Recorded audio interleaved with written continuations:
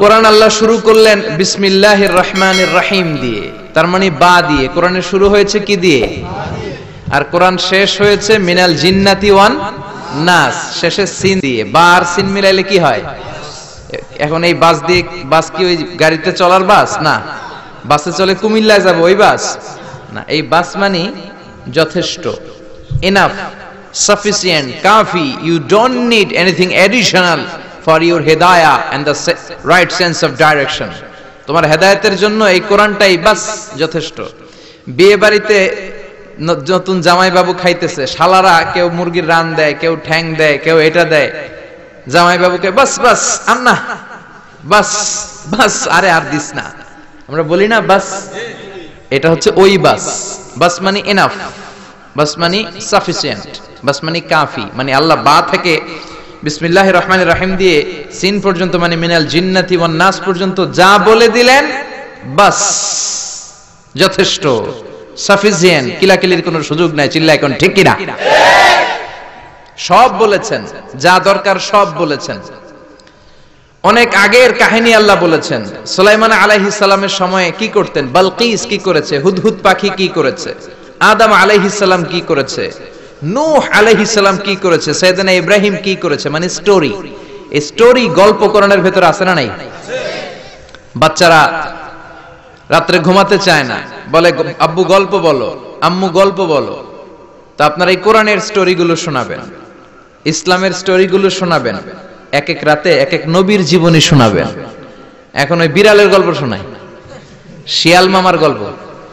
বাচ্চারা খেতে চায় না, রাতে আগে আগে ঘুমাতে চায় না, তো মা ভয় দেখায় তাড়াতাড়ি খাও, নাহলে কিন্তু সিংহ মামা আসবে, বিড়াল মামা আসবে। এগুলো বলে আপনারা ভয় দেখান না? ওমরে ফারুক যখন মদিনার খলিফা, ওমরে ফারুক যখন মদিনাতে পিস এস্টাবলিশ করলেন, শান্তি প্রতিষ্ঠা করলেন, মদিনার মায়েরা যখন বাচ্চাদেরকে ঘুম পাড়াতো, তারা কখনো বলতো না বাঘ আসতেছে ঘুমাও, সিংহ মামা আসবে ঘুমাও। মদিনার মহিলারা বলতো তাড়াতাড়ি ঘুমাও, ওই যে ওমর আসতেছে ওমর। সুবহানাল্লাহ পড়বেন না? তো তারা হচ্ছে আমাদের মডেল। এখন আমরা এদেরকে মডেল বানাই না। আল্লাহ বলেন দরাবাল্লাহু মাসালাল লিল্লাযিনা আমানু ইমরাতা ফিরআউন। গোটা বিশ্বের সব মুমিন নারীদের জন্য আল্লাহ ফেরাউনের বউকে মডেল বানিয়েছে। কি নাম? আসিয়া। আহা, আল্লাহর সামনে একবার মাথা নত করেছে, পৃথিবীর কোন শক্তির সামনে মাথা নত করে নাই। আসিয়া এবং ফেরাউনের ফিনান্স মিনিস্টার, অর্থমন্ত্রীর বিবি লুকিয়ে কালিমা পড়েছে, সাইয়েদনা মূসা আলাইহিস সালামের উপর ঈমান এনেছে। ফেরাউন শুনে দুইজনকে ডেকে নিয়ে আসলো। অর্থমন্ত্রীর বউয়ের সাথে দুধের বাচ্চা, বলল দুইজন নাকি ঈমান এনেছো লুকিয়ে লুকিয়ে, এক আল্লাহরে ছাড়ো, আমি ফেরাউনরে সেজদা দাও। এরা বলল জীবন যাবে কিন্তু ঈমান যাবে না, জীবন দিব কিন্তু ঈমান দিব। প্রথমে ধরলো অর্থমন্ত্রীর বউকে, তাড়াতাড়ি আমার পায়ে সেজদায় লুটিয়ে পড়ো। সে বলে না, জীবন যাবে ঈমান যাবে না। বলল তাই নাকি, দেখি তোমার ঈমানের কত পাওয়ার। জল্লাদরে বলল কড়াইয়ের ভেতরে আগুন গরম করো, তৈল গরম করো, দুধের বাচ্চাটারে টেনে নিয়ে তেলের মধ্যে ছেড়ে দাও। কল্পনা করতে পারেন? দুধের বাচ্চাকে মায়ের বুক থেকে ছিনিয়ে নিয়ে তেলের মধ্যে ফালাচ্ছে, বাচ্চাটা রোস্ট হয়ে যাচ্ছে, আর বাচ্চাটা বড় মানুষের মতো মাকে বলছে মা চিন্তার কারণ নাই, এটা উত্তপ্ত তেল নয়, এটা জান্নাতের বাগান। ভয় নাই মা, তুমি চলে আসো, তুমিও লাফিয়ে পড়ো, শাহাদাতের পেয়ালা থেকে মিষ্টি সুধা পান করো। মহিলার ঈমান আরো বেড়ে গেল। সে বলল আমি, জীবন যাবে ঈমান যাবে। ফেরাউন বলল তোর ঈমান কত আমি দেখে নেব। এই মহিলাটাকেও উত্তপ্ত তেলের মধ্যে ছেড়ে দেয়। বাকি রইল ফেরাউনের বউ আসিয়া। আসিয়ারে ফেরাউন বলল আসিয়া, এক আল্লাহর ইবাদত ছাড়ো, আমারে সেজদা দাও। আসিয়ারও এক কথা, জীবন দিব ঈমান দিব না। ফেরাউন বলে আসিয়া তোরে উলঙ্গ করব, বউ হয়েছিস, আই ডোন্ট কেয়ার। হাজার হাজার মানুষের সামনে নিজের বউকে উলঙ্গ করলো, তক্তার মধ্যে উলঙ্গ বউকে শুইয়ে হাতের মধ্যে পেরেক ঢুকালো, পায়ের মধ্যে পেরেক ঢুকালো, এক একটা পেরেক ঢুকায় তক্তার মধ্যে ছিদ্র হয়ে ঢুকে আর ফিনকি দিয়ে রক্ত বের হয়। আসিয়া চিৎকার মারে। ফেরাউন বলে তাড়াতাড়ি আসিয়ারে তেলের মধ্যে ফেল। আল্লাহ বললেন জিব্রাইল যা জান্নাতটা তুলে নিয়ে আসিয়ার চোখের সামনে ধর, আমার আসিয়া জান্নাত দেখে দেখে যেন আমার কাছে আসে। মালিক তুমি জান্নাতে, তোমার পাশে আমায় একটি ঘর বানিয়ে দিও,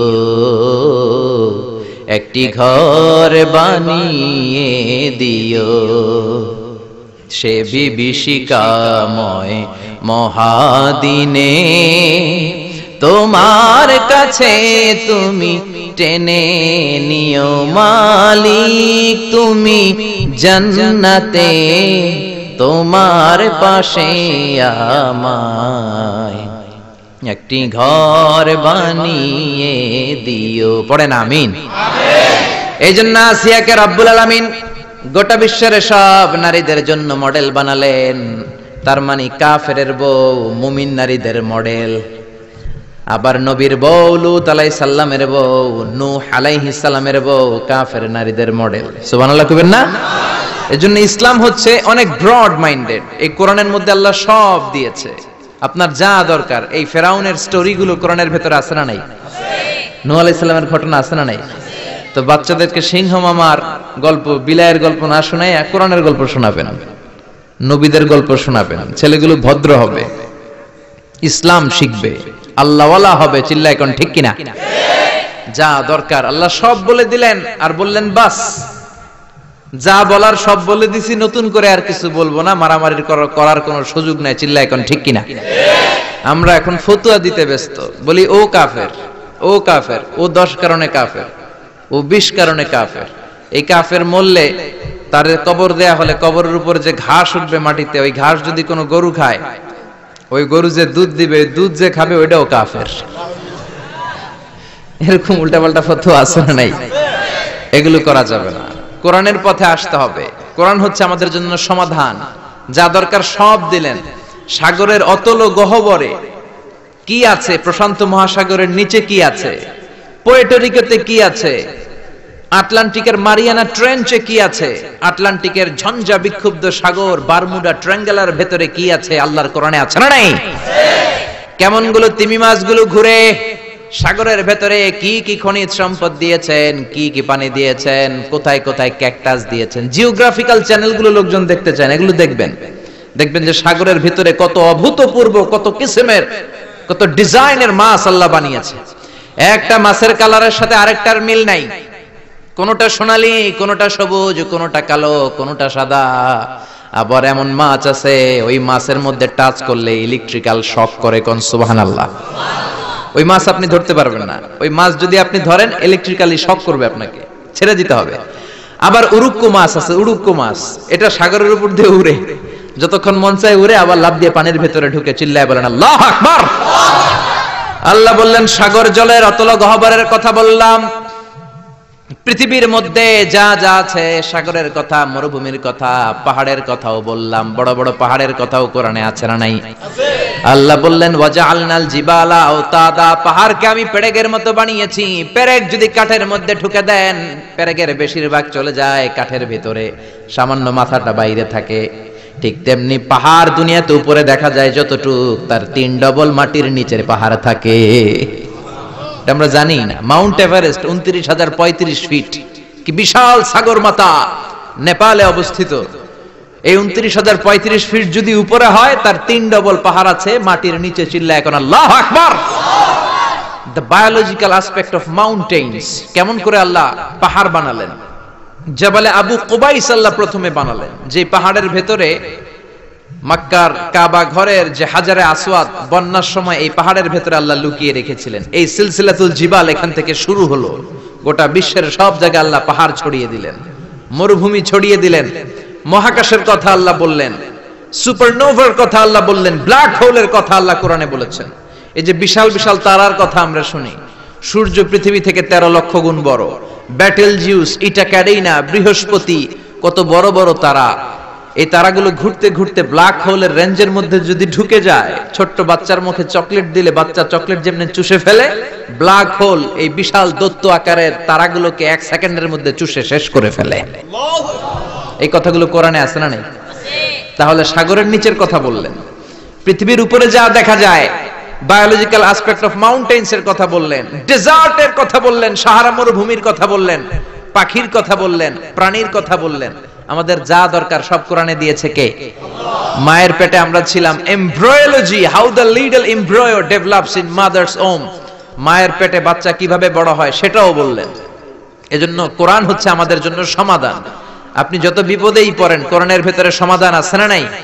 সমাধান চাও যদি জীবনে মরণে, ফিরে যাও খুঁজে নাও চোখ রাখো কোরআনে। If you want a solution this দুনিয়া এন্ড আখিরা, go back have a look to the holy কোরআনে। সুবহানাল্লাহ। এজন্য ইসলামকে আপনি কোন একটা গণ্ডির মধ্যে সীমাবদ্ধ করতে পারবেন না। শুধু বাংলাদেশের ইসলামটা দেখেই আপনি পুরো ইসলামের ব্যাপারে একটা ব্রড সেন্স আনতে পারবেন না। আপনি হজে যান, উমরায় যান, দেখবেন কত দেশের মানুষ, কত মতের মানুষ, কত দলের মানুষ, কত মাযহাবের মানুষ। আব্দুর রহমান আস-সুদাইস নামাজ পড়াচ্ছে, তার পেছনে আমরা যারা নিচে বাঁধি তারাও আছি, উপরে বাঁধে তারাও আছে, যারা বাঁধে না তারাও আছে, ঠিক কিনা?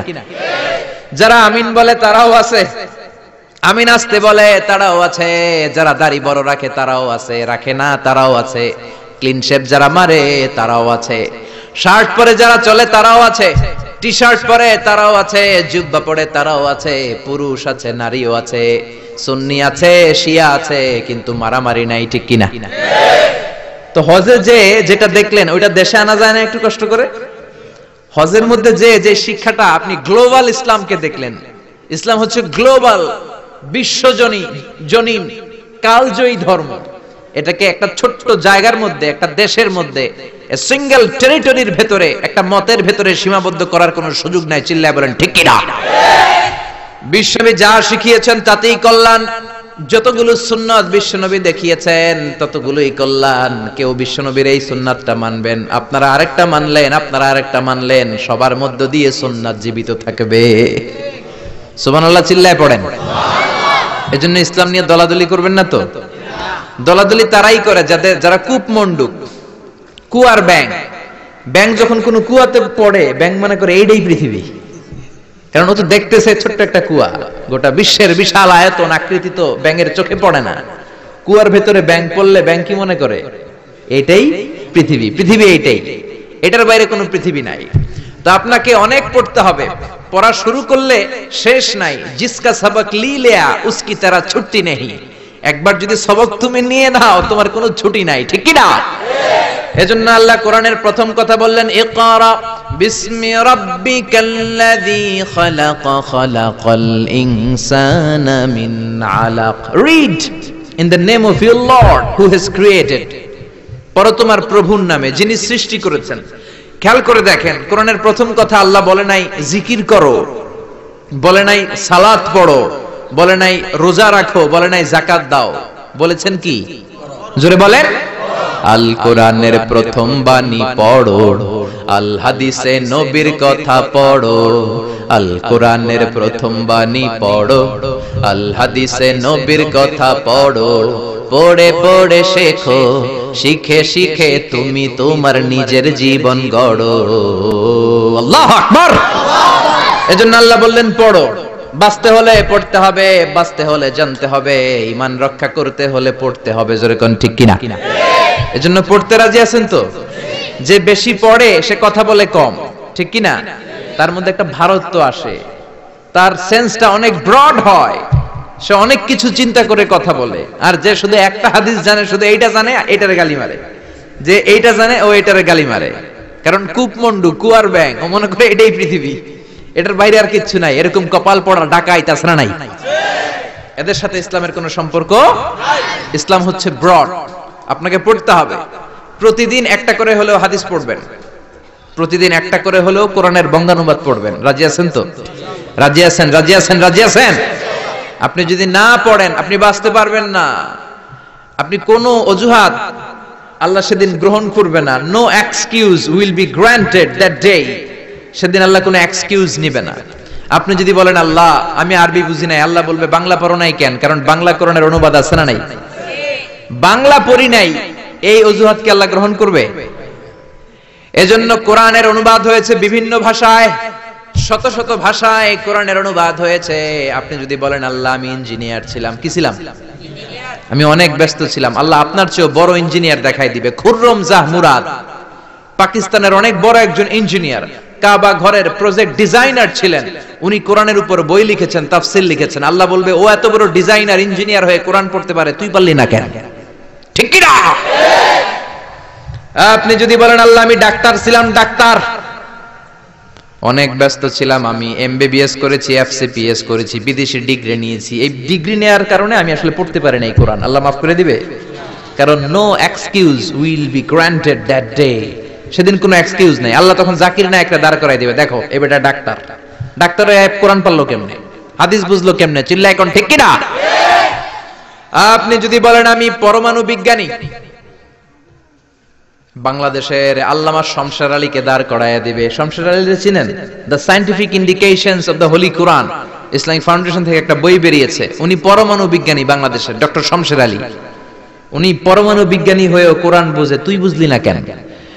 হিন্দু ভাই যদি কেউ এসে থাকো আমার মাহফিলে, তোমারও আল্লাহ ধরবে, কোরআন পড়লি না কেন? আপনি বলবেন আল্লাহ আমি হিন্দু, আপনারও ছাড়বে না। ভাই গিরিশ চন্দ্র সেন, সে কোরআনের প্রথম অনুবাদ করেছে বাংলাদেশ।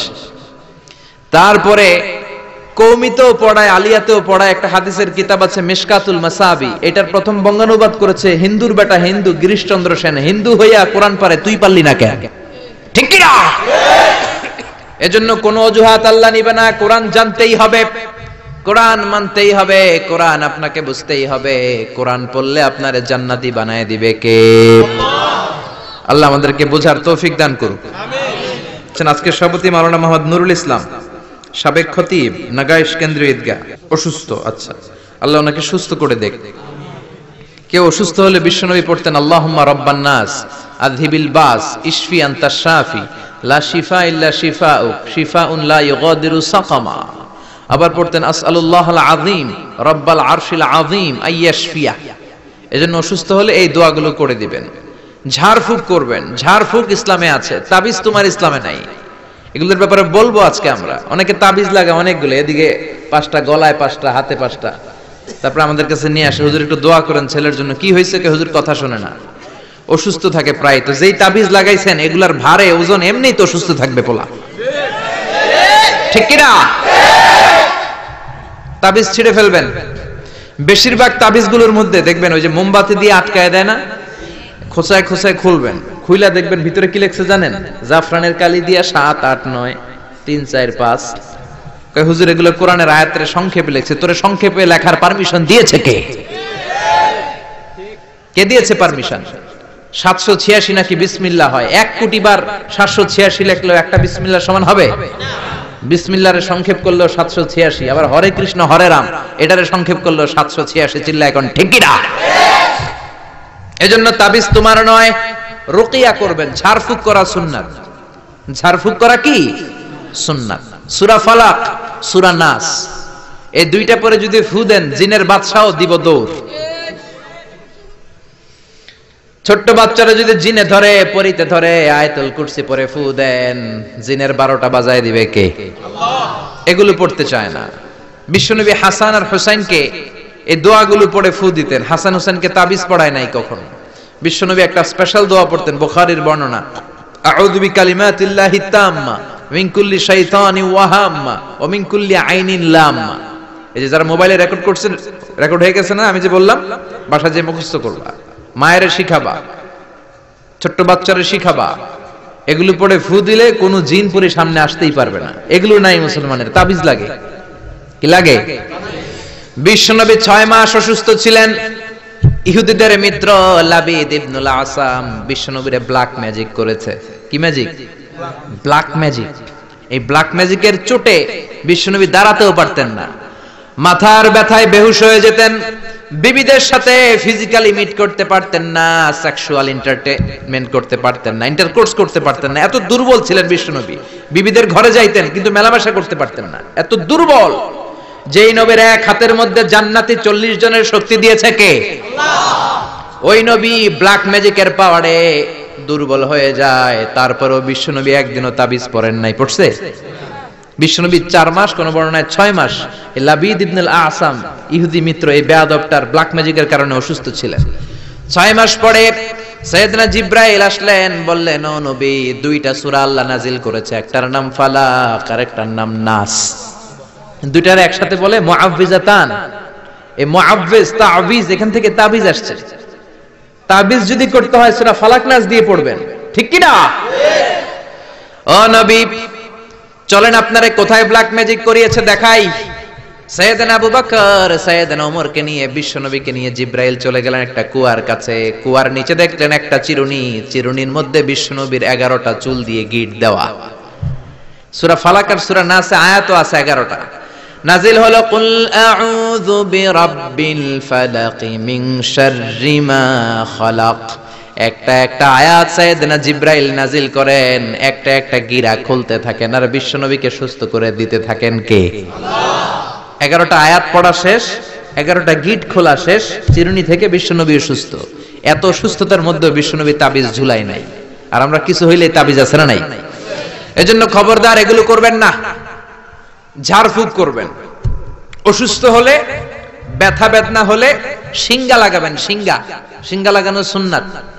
কিন্তু বাদদানি মহিলারা যে মাথায় দিয়ে যায় ফুকোয়ায়, জুকোয়ায়, সিঙ্গা লাগায়, সাপের খেলা দেখায়, এগুলো বলে, এলাকায় বলে ফুকোয়ায়, জুকোয়ায়, সিঙ্গা লাগায়। ওই সিঙ্গা না, বিশ্বনবী যে সিঙ্গা লাগিয়েছেন, আরবিতে এটাকে বলে আল হিজামা, ইংরেজিতে বলে কাপিং। এই কাপিং করবেন। ছোট্ট একটা প্লাস্টিকের বক্স, উপর একটা ডান্ডা থাকে দেখবেন, একটা দণ্ড। এটা আপনার দেহের কয়েক জায়গায় যেখানে খুব ব্যথা বেদনা করে ছিদ্র করে কাপিং করে দিবেন। আধা ঘন্টা 1 ঘন্টার ব্যবধানে যত বিষ রক্ত আছে টেনে বের করে নিবে। মডার্ন মেডিকেল সায়েন্স অ্যাপ্রুভ করেছে, যেটা ল্যাবরেটরিক্যালি প্রুভড, কাপিং মানুষের দেহের জন্য অনেক স্বাস্থ্যকর। চিল্লা এখন সুবহানাল্লাহ। এজন্য বিশ্বনবী নিজেও সিঙ্গা লাগাতেন, সাহাবীদেরকেও সিঙ্গা লাগাতে বলতেন। আমাদের সমাজে এখন আমরা সিঙ্গা লাগাই না, ঝাড়ফুঁক করি না, খালি তাবিজের পিছনে দৌড়াই। আজকে থেকে ঝাড়ফুঁক শুরু করবেন। কেউ যদি অসুস্থ হয় সূরা ফাতিহা পড়ে ফু দিবেন। সুস্থ করবে কে? আল্লাহ। বিশ্বনবীর হাতে একবার বল্লা পোকা কামড় দিল, ব্যথার চোটে নবী কাতরায়। মা আয়েশারে বললেন, আয়েশা লবণের পানি গরম দাও, হাতের মধ্যে ঢালো। বিশ্বনবী সূরা ফাতিহা পড়তে লাগলেন আর ফু দিতে লাগলেন। মা আয়েশা লবণের পানি ঢালতে লাগলেন। মা আয়েশার লবণের পানি ঢালাও শেষ, বিশ্বনবীর সূরা ফাতিহা পড়াও শেষ, আঙ্গুলের ব্যথাও। মা আয়েশা বললেন, নবী আপনি সূরা ফাতিহা পড়ে ফু দিলেই তো ভালো হয়ে যায়, আমারে কষ্ট দিলেন কেন? আমার লবণের পানি গরম করতে বললেন কেন? বিশ্বনবী বললেন, আয়েশা লবণের পানির মধ্যে সোডিয়াম ক্লোরাইড আছে। It's a very natural pain killer, natural vaccine. লবণের ভিতরে কি থাকে? সোডিয়াম ক্লোরাইড থাকে। এটা আপনার পেইন কিলারের কাজ করবে। ব্যথার মধ্যে লবণ সিদ্ধ দিয়ে পানি ঢালেন, সুস্থ করে দিবে কে? আয়েশা, এই পানি দিয়ে চিকিৎসা হয় আর সূরা ফাতিহা পড়ে ঝাড়ফুঁক হয়। চিকিৎসার ঝাড়ফুঁক দুইটার সমন্বয়ে রোগ ভালো করে কে? আল্লাহ। অনেকে বলে, হুজুর দোয়া করেন আমার জন্য অসুস্থ। কি রোগ? কয় ক্যান্সার। চিকিৎসা করছেন নি? কয় না, খালি দোয়া করেন আপনি। আমি বললাম, আমার দোয়াতে আপনার ক্যান্সার ভালো হবে না, আপনাকে চিকিৎসাও করতে হবে, তারপরে হুজুরের কাছে দোয়াও চাইতে হবে। দুইটার সমন্বয়ে রোগ ভালো করে কে? বিশ্বনবীর সাহাবারা সফরে গেলেন। পথিমধ্যে দেখলেন অনেক মানুষের ভিড়, মানুষকে সরিয়ে এক সাহাবী ভেতরে ঢুকলেন। বুখারীর বর্ণনা। ঢুকে দেখে এক লোক শুয়ে আছে, সবাই মন্ত্র পড়ে ফু দেয়। সুমন্তর সু, কালী কুত্তার গু। এরকম সুমন্তর সু আছে না নাই? সাহাবী বললেন, কি হয়েছে তোমাদের?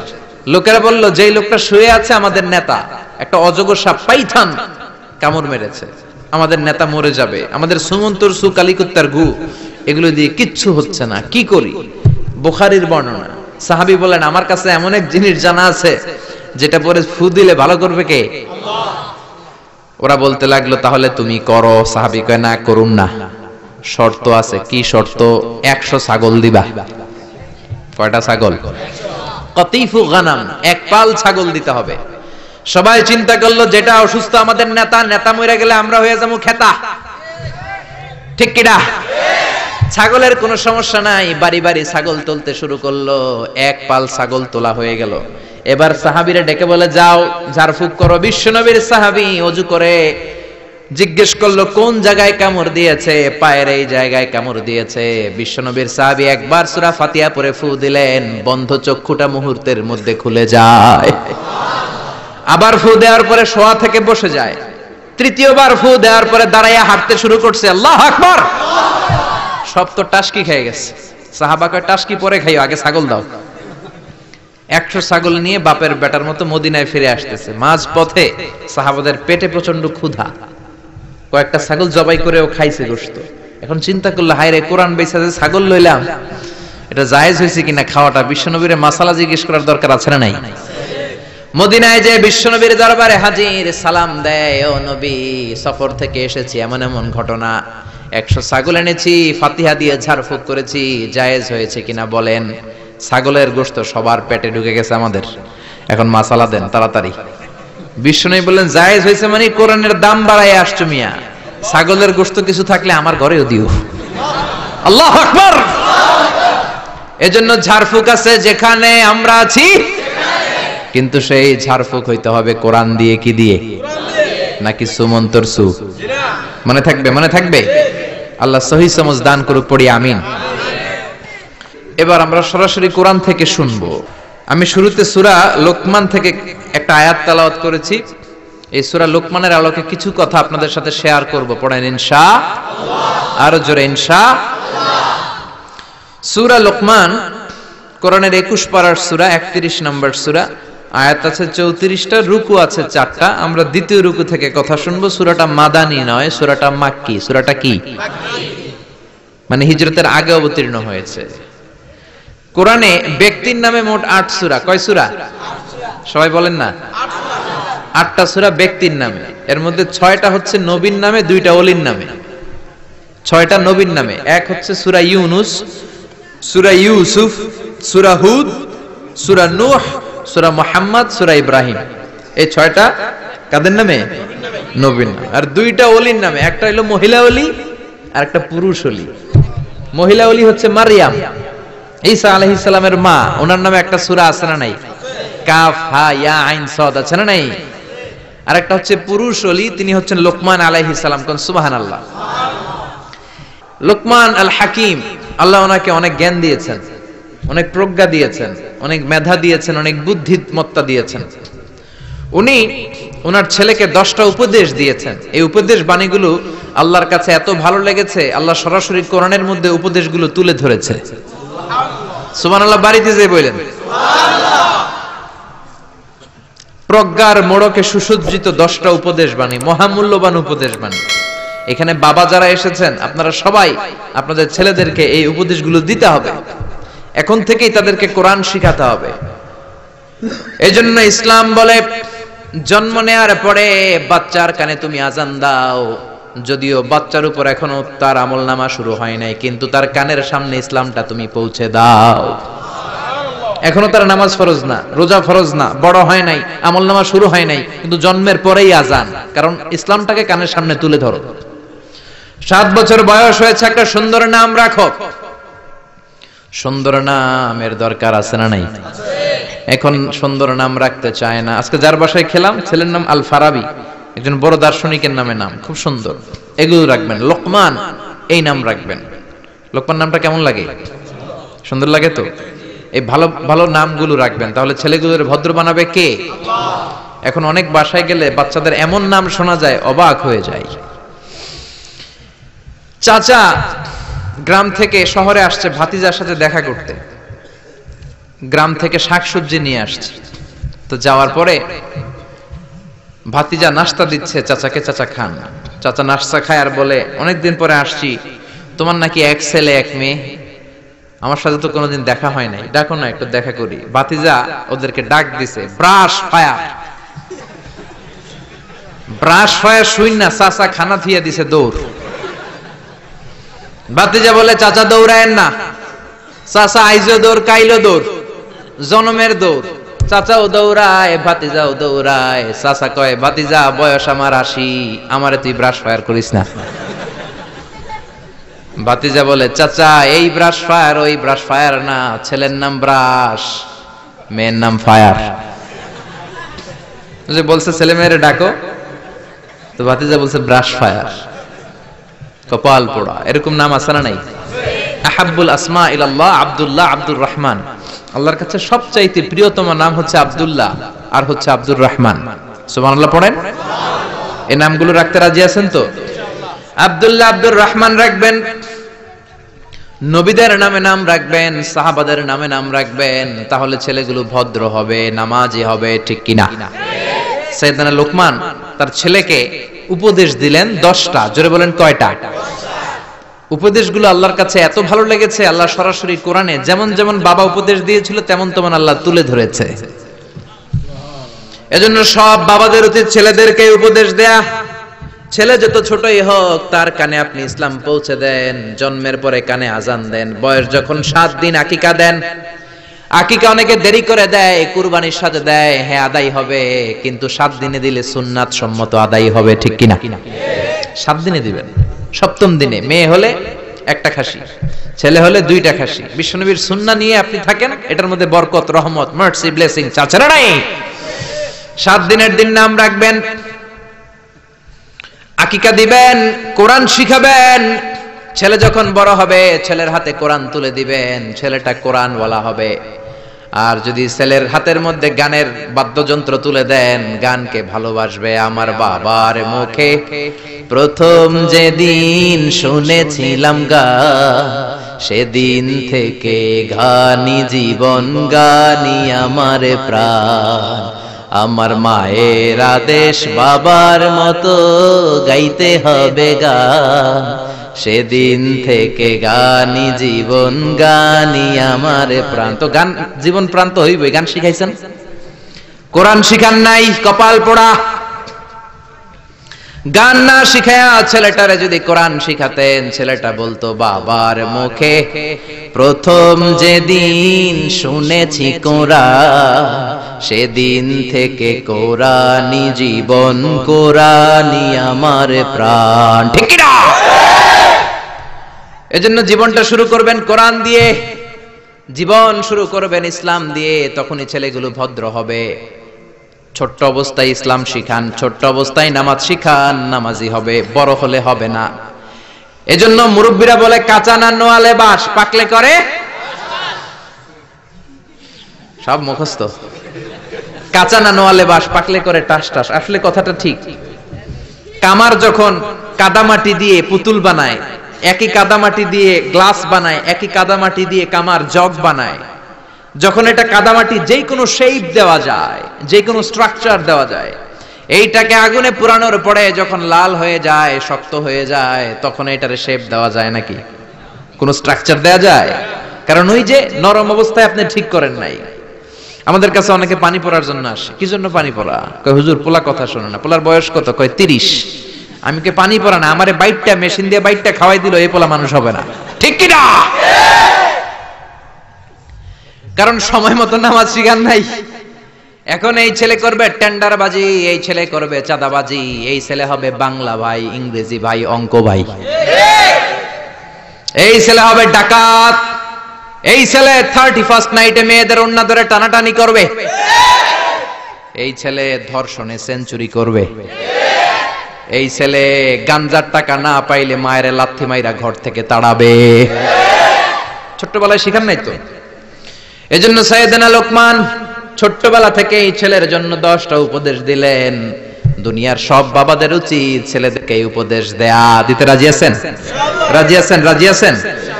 এই লোকমান ছিল একজন কৃতদাস। লোকমান ছিল একজন নিগ্রো লোক, কুচকুচে কালো, ঠোঁটগুলো পুরো, হাতগুলো লম্বা, কুচকুচে কালো। নিগ্রো মানুষ আপনারা দেখেছেন কি? যারা হজে গিয়েছেন নিশ্চয়ই দেখেছেন, দেশের বাইরে যারা ভিজিট করেছেন দেখেছেন। আমি প্রথম দেখেছি মিশরে, কুচকুচে কালো মানুষ, এর আগে দেখি নাই। লম্বা লম্বা মানুষ। 2008-এ যখন গেলাম মিশরে, মাগরিবের নামাজ পড়লাম, নামাজ পড়ে সালাম ফিরায় দেখি ডান দিকে মুনকার, বাম দিকে নাকির, মানে কালো কালো লোক। জীবনও এরকম দেখি নাই আমি। 104 দেশের ছাত্র একসাথে পড়তাম ওইখানে। প্রথম ওয়ালাদ-দাল্লিন সবাই কয় আমিন, আওয়াজ করে আমিন। অনেকে দিছে দৌড়। নতুন যারা বাংলাদেশে আওয়াজ শুনে ভয় পেয়ে গেছে, কি করবে না করবে। নতুন আমল যদি কেউ দেখে অনেকের মধ্যে এই অবস্থা ঘটে, ঠিক কিনা? কুচকুচে কালো মানুষ প্রথমে দেখলাম। এরকম কুচকুচে কালো ছিল সাইয়েদনা লোকমান আলাইহিস সালাম। দেখেন, কালো হওয়ার পরেও, একজন কৃতদাস গোলাম হওয়ার পরেও তার কথাগুলো কোরআনে দিয়েছে কে? আল্লাহ। তার মানে ইসলামে কালো সাদায় কোনো পার্থক্য নাই, ধনী গরিবে পার্থক্য নাই, লম্বা খাটোতে পার্থক্য নাই। পার্থক্য হলো তাকওয়ায়। যার কলিজায় তাকওয়া বেশি সেই আল্লাহর কাছে সেরা। ঠিক কিনা? কিয়ামতের দিন কি প্রধানমন্ত্রীর জন্য আলাদা লাইন, প্রেসিডেন্টের জন্য, এমপির জন্য? কিয়ামতের দিন লাইন দুইটা। কয়টা? আসহাবুল ইয়ামিন, আসহাবুশ শিমাল। একটা হবে ডানপন্থী আর একটা বামপন্থী। ডানপন্থীদের হাতের মধ্যে থাকবে লা ইলাহার পতাকা, আল্লিল্লাহে তাকবীর, আল্লাহু আকবার। আর বামপন্থীদের ওইখানে কিল ঘুষি আছে না নাই? দল দুইটা। ওই দিন হবে আসল খেলা, ফাইনাল খেলা। ঠিক কি না? এজন্য ইসলাম বলে there is no difference between black and white, between upper and lower, between the richer section of the society and poorer section of the society, between the prime minister, member of the parliament and rickshaw puller, factory labor. Everyone is totally equal, 100% equal, completely equal in the eyes of Islam. চিল্লায় কোন ঠিক কি না? সাদা কালোয় পার্থক্য নাই, প্রধানমন্ত্রী কুলিওয়ালা ঠেলাওয়ালা রিকশাওয়ালায় পার্থক্য নাই। পার্থক্য হলো যার কলিজায় তাকওয়া বেশি সেই আল্লাহর কাছে সেরা। এজন্য লোকমান আলাইহিস সালামের কথাকে আল্লাহ সরাসরি কোট করতে একটু কুণ্ঠাবোধ করলেন, আল্লাহ তুলে দিলেন কথাগুলো। পেশায় ছিল রাখাল, পেশায় কি ছিল? সারাদিন ছাগল চড়াতো, রাতের বেলায় যখন ঘরে ফিরতো এলাকার মানুষগুলো এরকম বসতো ওনার কথা শোনার জন্য। মাগরিবের পরে হাজার হাজার লোক চলে আসতো এই রাখালের কথা শুনতে, কারণ আল্লাহ তাকে হিকমত দিয়েছে, প্রজ্ঞা দিয়েছে, বিবেক দিয়েছে, কমন সেন্স দিয়েছে। সাইয়েদনা লোকমানের কথা শোনার জন্য হাজার হাজার লোক হয়। লোকমানের মনিব ভাবে, ঘটনা কি, আমি হলাম ওর মনিব, আমার কাছে কেউ আসে না। আর এই লোকটা আমার কর্মচারী, কুচকুচে কালো দেখতে, তার কথা শোনার জন্য লোকেরা আসে কেন? লোকদের জিজ্ঞেস করলো তোমরা আসছো কেন? আপনার রাখাল ছেলের মাথার মধ্যে এত হিকমত, এত বুদ্ধি, তার কথাগুলো শোনার জন্য আমরা এসেছি। আমার এই রাখালের এত হিকমত, এত বুদ্ধি, দেখি তো কি হিকমত আছে। ডেকে আনলো একবার লোকমানকে, লোকমান তাআলা হুনা, এদিকে আসো। ইবনে জারির আত-তাবারি ওনার তাফসীরের ভেতরে, তাফসীর ইবনে জারির আত-তাবারি, এটার মধ্যে উনি লিখেছেন, উনি যে কত কিছু লিখেছেন, উনি একটা তারিখের গ্রন্থ, ইতিহাসের গ্রন্থ লিখেছেন, তারিখ আত-তাবারি। আলেম যারা আছেন বুঝবেন, উনি জীবনে যত পৃষ্ঠা লিখেছেন ওইটা দিয়ে যদি উনার জীবনের বয়সটারে ভাগ দেওয়া হয়, এভারেজে উনি দৈনিক প্রতিদিন লিখেছেন 85 পৃষ্ঠা। আমরা 85 পৃষ্ঠা তো পড়তেও পারি না। আপনি একদিনে 85 পৃষ্ঠা পড়ছেন কোনদিন? উনি প্রতিদিন লিখতেন অন এভারেজ 85 পেজেস। 85 পৃষ্ঠা প্রতিদিন লিখতেন। উনি ওনার তাফসীর এনেছেন। মনিব লোকমান ডেকে বলে, ও লোকমান, ইযবাহ শাতান, একটা ছাগল জবাই করো, ওয়া আখরিজ মিনহা আতিয়াবা মুদগাতাইন, এবার ছাগলের সবচাইতে দুইটা দামি অঙ্গ ছুরি দিয়ে কেটে আনো। সাইয়েদনা লোকমান মনিবের কথা অনুযায়ী ছাগল জবাই করলেন, জবাই করে জিহ্বাটা আর কলবটা কেটে আনলেন। বললেন, মনিব, এই দুইটা অঙ্গ সবচেয়ে দামি। এবার মনিব বলল, ইযহাব ওয়াজবাহ শাতান উখরা, আরেকটা ছাগল জবাই করো, ওয়া আখরিজ মিনহা আখবাস মুদগাতাইন, এবার সবচেয়ে নিকৃষ্ট দুইটা অঙ্গ কেটে আনো। এবার সাইয়েদনা লোকমান আবার ছাগল জবাই করলেন, আবারও জিহ্বা আর কলব কেটে নিয়ে আসলেন। মনিব বলে, মা হাযা ইয়া লোকমান, ও লোকমান, সবচাইতে উৎকৃষ্ট দুইটা অঙ্গ কেটে আনার জন্য বললাম, জিহ্বা আর কলব আনলা, সবচেয়ে নিকৃষ্ট দুইটা অঙ্গ কেটে আনতে বললাম, তখনও জিহ্বা আর কলব আনলা, ঘটনাটা কি? সাইয়েদনা লোকমান বললেন, জিহ্বা যদি ভালো হয় এর চেয়ে ভালো অঙ্গ আর হয় না, জিহ্বাটা যদি খারাপ হয় এর চেয়ে খারাপ অঙ্গ আর হয় না। ঠিক কি না? এই জিহ্বা দিয়ে যদি কোরআনের তেলাওয়াত করেন, এই জিহ্বা দিয়ে যদি আপনি আল্লাহর জিকির করেন, এই জিহ্বা দিয়ে যদি কোরআনের দাওয়াত দেন, এই জিহ্বা দিয়ে যদি ভালো ভালো কথা বলেন, এই জিহ্বাটাই হলো সেরা অঙ্গ। আর এই জিহ্বা দিয়ে যদি মিথ্যা কথা বলেন, ওয়াদার খেলাফ করেন, মানুষকে গালি দেন, চগলখুরি করেন, গীবত করেন, জিহ্বার চেয়ে খারাপ কোন অঙ্গ হতে পারে? এজন্য আল্লাহ বললেন, আলাম নাজআল লাহু আইনাইনি ওয়া লিসানাও ওয়া শাফাতাইনি ওয়া হাদাইনাহুন নাজদাইন। ও গোলাম, তোরে চোখ দিলাম, ঠোঁট দিলাম, তোরে আমি জিহ্বা দিলাম। জিহ্বা দিলেন কে? আল্লাহ। জিহ্বা না থাকলে খাবারের স্বাদ নিতে পারতেন? জোরে বলেন। আল্লাহর দেহের অঙ্গগুলার সেটিং এত সুন্দর। এই দেখেন, খাবো এইখানে মুখ, চাবানোর জন্য ভিতরে দাঁত, ঘ্রাণ নেওয়ার জন্য তার 2 ইঞ্চি উপরে নাক, দেখার জন্য চোখ। আচ্ছা, আমাদের চোখ দুইটা যদি পিছনে থাকতো, এদিকে একটা দিকে একটা, তাহলে খাওয়ার সময় এটা ভালো কি খারাপ দেখার জন্য এইভাবে নেওয়া লাগতো, তাই না? আচ্ছা, নাক যদি এইখানে না থাকে, নাক থাকতো এইখানে পিঠে, পিঠে যদি নাকটা থাকতো, তাহলে খাওয়ার আগে এটা কি ভালো খাবার না বাসি খাবার, আগে নাকের এইখানে দেখানো লাগতো, একটু সুইকা দেখি ভালো কিনা, ঠিক কিনা? চোখ যেখানে আল্লাহ রাখলেন, এখান থেকে যদি মাত্র 2 ইঞ্চি উপরে, এইখানে হয়তো বাম চোখটা, এদিকে ডান চোখটা কি হইতো? ফুটবল খেলতে যায়, ফুটবলে হেড দিতে গেলে চোখ দুইটা ডিমের মতো পোষ হয়ে যেত, ঠিক কিনা? কান দুইটা চমৎকার জায়গায় দিলেন, আপনি অবাক হয়ে যাবেন। আল্লাহর এই বডি মেকানিজম, হিউম্যান অ্যানাটমি নিয়ে যদি আপনি চিন্তা করেন, কিভাবে আল্লাহ ডিএনএ দিয়েছেন, ডাইঅক্সিরিবো নিউক্লিক অ্যাসিড, যেটা আমাদের প্রাণের ব্লুপ্রিন্ট, কোটি কোটি ডিএনএ। আমার দাদা, আমার পরদাদা, আমার 14 দাদা, কে কোন ধরনের বৈশিষ্ট্য, ক্যারেক্টারিস্টিক্স, কোয়ালিটি নিয়ে এসেছে, সব ডিএনএ এর মধ্যে আল্লাহ দিয়ে দিয়েছেন। একজনের ডিএনএ এর সাথে আরেকজনের ডিএনএ এর কোনো মিল নাই, কোন সুবহানাল্লাহ। এমন ভাবে সেটিং করেছেন যেটা যেখানে দরকার। খেয়াল করে শুনেন, এই যে কানটা, এই কানটা যদি আল্লাহ এই বগলের নিচে দিত, আর এই ডান কানটা যদি এই বগলের নিচে দিত, আজকে আমার ওয়াজ শোনা লাগতো এইভাবে, ঠিক কিনা? কারণ এইভাবে যদি কান চাপা পড়ে থাকে, কথা শোনা যাবে? সুবহানাল্লাহ কইতে পারলেন না? এইজন্য আল্লাহ বললেন, আলাম নাজআল লাহু আইনাইনি ওয়া লিসানাও ওয়া শাফাতাইনি ওয়া হাদাইনাহুন নাজদাইন। তোরে জিহ্বা দিলাম, জিহ্বা দিয়ে স্বাদ নেয়ার সুযোগ দিলাম। আমাদের এই যে জিহ্বা, নরম নরম টিস্যু দিয়ে আল্লাহ জিহ্বাটারে বানিয়েছেন। এই জিহ্বার পার স্কয়ার সেন্টিমিটারে টেস্ট বার্ড আছে 84টা। সেই হিসাবে আমাদের পুরো জিহ্বা দিয়ে আমরা কয়েক হাজার ধরনের খাদ্যের স্বাদ আস্বাদন করতে পারি, কোন সুবহানাল্লাহ। এত নরম অঙ্গ দেহের আর দ্বিতীয়টা নাই। একটা চুল যদি জিহ্বার মধ্যে পড়ে যায়, সেটাও টের পাওয়া যায়, জোরে কোন ঠিক কিনা? এজন্য রব্বুল আলামিন সাইয়েদনা মুসারে ডেকে বললেন, ও মুসা, তোর মেজাজ দিয়েছি গরম, কিন্তু জিহ্বা দিয়েছি নরম। ফেরাউনের কাছে যখন দাওয়াত নিয়ে যাবা, গরম মেজাজটা নিয়ে যেও না, নরম জিহ্বাটা দিয়ে নরম নরম ভাষায় দাওয়াত দিবা। ফাকুলা লাহু কওলান লাইনান লাআল্লাহু ইয়াতাযাক্কারু আও ইয়াখশা। ও মুসা, তুমি আর তোমার ভাই হারুন ফেরাউনের কাছে যখন যাবা, মেজাজ গরম দেখায় না। মেজাজ দিছি গরম, কিন্তু জিহ্বা দিছি নরম। নরম জিহ্বা দিয়ে নরম ভাষায় দাওয়াত দিবা, হয়তো ফেরাউনের কপালে খুলে যেতে পারে, ঠিক কি না? এজন্য লোকমান জিহ্বা কেটে এনে বলল, জিহ্বাটা সবচেয়ে ভালো আবার সবচেয়ে খারাপ।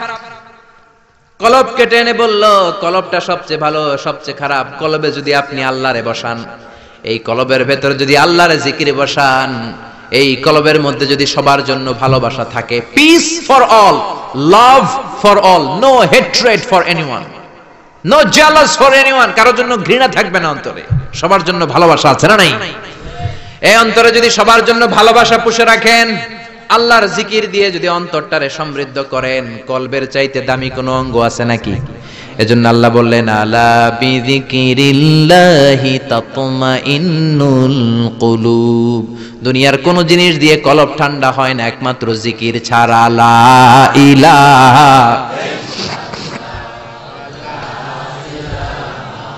লা ইলাহা ইল্লাল্লাহু মুহাম্মাদুর রাসূলুল্লাহ সাল্লাল্লাহু। এইজন্য এই কলবে জিকির করতে হবে, কলবের মধ্যে আল্লাহকে স্থান দিতে হবে। কলব পরিষ্কার হয় জিকির দিয়া। অনেকে বলে আমরা জিকির করি না, কলবে আয়না বসাই। কি বসাই?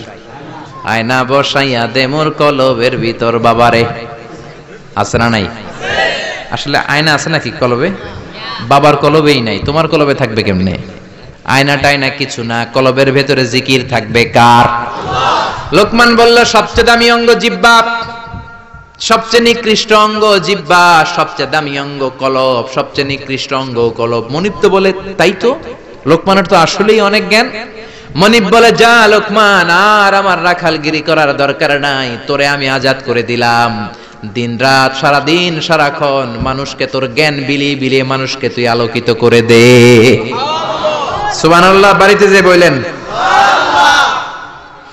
এজন্য আল্লাহ বললেন ওয়ালাকাদ আতাইনা লুকমানাল হিকমাতা আনিশকুর লিল্লাহ ওয়া মান ইয়াশকুর ফাইন্নামা ইয়াশকুরু লিনাফসিহি ওয়া মান কাফারা ফাইন্নাল্লাহা গনিয়্যুন হামিদ। পড়েন সুবহানাল্লাহ।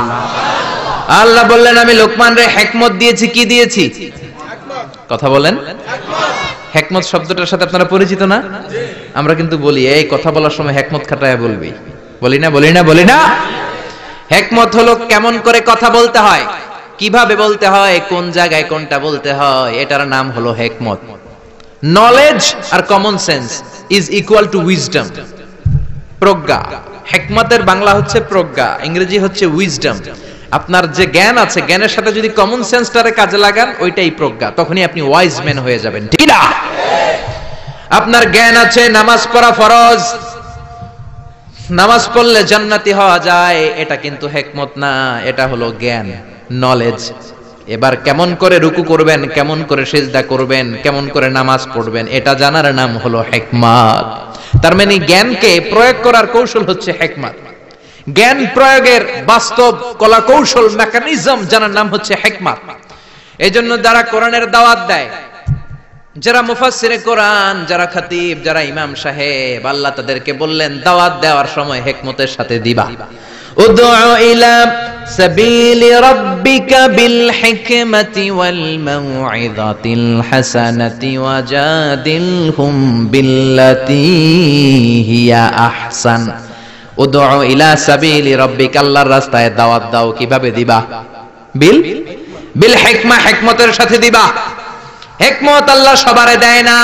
ইউতিল হিকমাতা মান ইয়াশা ওয়া মান ইউতাল হিকমাতা ফাকাদ উতিয়া খায়রান কাসীরা। আল্লাহ হিকমত দেন কিন্তু সবাইরে নয়, যারে দেন তার কপাল রে উজালা করে দেন। হিকমতের আরেক অর্থ সুন্নাহ। বিশ্বনবী ইউআল্লিমুহুমুল কিতাব ওয়াল হিকমা, কিতাব শিখাবে আর বিশ্বনবীর সুন্নাত শিখাবে। এই সব হিকমত আল্লাহ লোকমানকে দিয়েছেন। এজন্য রব্বুল আলামিন আমাদেরকেও হিকমত দেখ, আমরা চাই কি চাই না? চাই না? সবাই পড়েন আল্লাহুম্মা উরযুকনা আল হিকমা। ও আল্লাহ, আপনি আমাদেরকে হিকমত দেন। পড়েন আমিন। আমি লোকমানকে হিকমত দিয়েছি আর বলেছি আনিশকুর লিল্লাহি ওয়া মান ইয়াশকুরু ফাইন্নামা ইয়াশকুরু লিনাফসি। হিকমত দিয়ে আমি লোকমান রে বললাম, ও লোকমান, আনিশকুর লিল্লাহ, শুকরিয়া করবা কার? জোরে বলেন কার? আল্লাহর শুকরিয়া করবা, কারণ শুকরিয়া করলে নেয়ামত বাড়ায় দেয় কে? শুকরিয়া না করলে নেয়ামত কেড়ে নেয় কে? লা ইন শাকারতুম লা আযীদান্নাকুম ওয়া লা ইন কাফারতুম ইন্না আযাবি লাশাদীদ। ও বান্দা, যদি আমার নেয়ামতের শুকরিয়া করো, এই যে ভাত খাও, এই যে মাছ খাও, গোশত খাও, এই যে বাতাস নাক দিয়ে বাতাস নাও, এই যে প্রাণ ভরে তুমি পানি খাও, এই যে আমি নেয়ামত দিয়েছি, নেয়ামতগুলোর শুকরিয়া যদি করো, নেয়ামত বাড়ায় দিবে কে? আর যদি নাশুকরি করো, জেনে রাখো আমার আযাব বড় কঠিন। ইন্না বাতশা রাব্বিকা লাশাদীদ, আমার পাকড়াও বড় কঠিন। আমি আল্লাহ সব সময় ধরি না, কিন্তু যখন ধরি তখন ধরে না ধরলে আল্লাহ। জোরে বলেন, ধরে না ধরলে আল্লাহ। সব সময় ধরি না, কিন্তু ধরলে সারি না। ফেরাউন রে ধরে না কিন্তু যখন ধরছে তখন আর। নমরুদ রে ধরে না কিন্তু যখন ধরছে মশার কামড় দিয়ে দুনিয়া থেকে শেষ। ফেরাউনকে সাগরের মধ্যে সুবানি খাওয়াইছে কে? আব্রাহার বাহিনীকে আবাবিল দিয়ে ধ্বংস করলো কে? আবার কাবা ভাঙতে এলে পাঠাও আবাবিল, দাও খোদা দাও আমায় আবার উমর দারাজ দিল। আল্লাহু আকবার। তার মানে সব সময় ধরে না, অনেক ছাড় দেয়। ফামাহিলিল কাফিরিন আমহিলহুম রুয়াইদা, কাফেরদেরকে আমি ঢিল দেই, চান্স দেই, সময় দেই, দেখি ফিরে আসে কিনা, দেখি তওবা করে কিনা, দেখি মসজিদে ঢুকে কিনা, দেখি নামাজি হয় কিনা, দেখি ভালো মানুষ সাজে কিনা। জোরে কোন ঠিক কিনা? আমরা যখন ঘুড়ি উড়াই হাতে থাকে কি, নাটাই থেকে আমরা সুতায় ঢিল দেই, তাই না? ঘুড়ি ডানে যায় বায়ে যায়, কি আরাম, উঠতেছে এই আকাশে, এদিকে যায় ওদিকে যায়। তার মানে কি এই যে ঘুড়ির আর ফিরে আসা লাগবে না? আসা লাগবে কি লাগবে না? সুতা আমরা ঢিল দেই, ঘুড়ি আকাশে উড়ে। সন্ধ্যাবেলায় নাটাই ধরে যখন সুতায় টান দেই, ঘুড়ির ফিরে আসা লাগে কি লাগে না? এই জন্য সুযোগ পেয়ে গাদ্দারি করো না, নাফরমানি করো না। সুতায় ধরে যখন টান দিবেন ফিরে আসা লাগবে, ঠিক কি না? এজন্য আল্লাহ বলো শুকরিয়া করো। বললেন শুকরিয়া করে বাড়ায় দিব না, শুকরিয়া করলে কেড়ে নিব। শুকরিয়া করবেন না কেন? এত নেয়ামত আল্লাহ আমাদের দিয়েছেন, নেয়ামত গুলো গুণে শেষ করতে পারবেন? পারবেন? আমার দেহে কত নেয়ামত, আমার ঘরে কত নেয়ামত, আমার ব্যবসা প্রতিষ্ঠানে কত নেয়ামত, গোটা বসুন্ধরা পৃথিবী ব্যাপী কত নেয়ামত, ঠিক কি না? এজন্য আল্লাহ বললেন আনিশকুরু লিল্লাহি ওয়া মান ইয়াশকুরু ফাইন্নামা ইয়াশকুরু লিনাফসিহি। শুকরিয়া করো, শুকরিয়া করলে তোমারই লাভ। যে শুকরিয়া করে নিজের জন্যই করে নাকি আল্লাহর লাভ? আমরা শুকরিয়া করলে আল্লাহর অনেক লাভ না? আল্লাহর ক্ষমতা অনেক বেড়ে যাবে আমরা শুকরিয়া করলে, বেড়ে যাবে, বেড়ে যাবে। আল্লাহ বলে গোলাম, পৃথিবীর সবাই যদি মুত্তাকি হয়ে যাও, দুনিয়ার সবাই যদি নামাজি হয়ে যাও, আল্লাহর ওলি হয়ে যাও, আমার কোনো লাভ নাই, লাভ তোর। আর সবাই যদি কাফের হয়ে যাও, আমি আল্লাহর লস নাই, লসও তোমার। জোরে কোন ঠিক কিনা?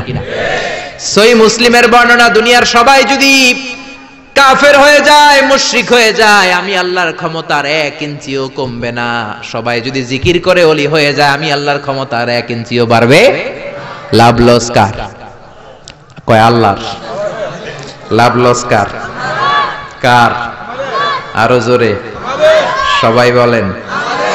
লাভ লস আমাদের। ওমান কাফারা ফাইন্নাল্লাহা গনিয়্যুন হামিদ। আর যদি কুফরি করো, জেনে রেখো আল্লাহ মুখাপেক্ষী, আল্লাহর কিছু লাগে না, লাগে আমাদের। আমাদের প্রয়োজনে আমরা আল্লাহর কাছে ঠেকা, আল্লাহ কারো কাছে ঠেকা নাকি? আমাদের প্রয়োজনে আমরা আল্লাহর কাছে চাই, আল্লাহ কারো কাছে চায় নাকি? এবার সাইয়েদনা লোকমান ছেলেরে দাওয়াত দিবেন, ছেলেরে উপদেশ দিবেন, শুনতেছেন?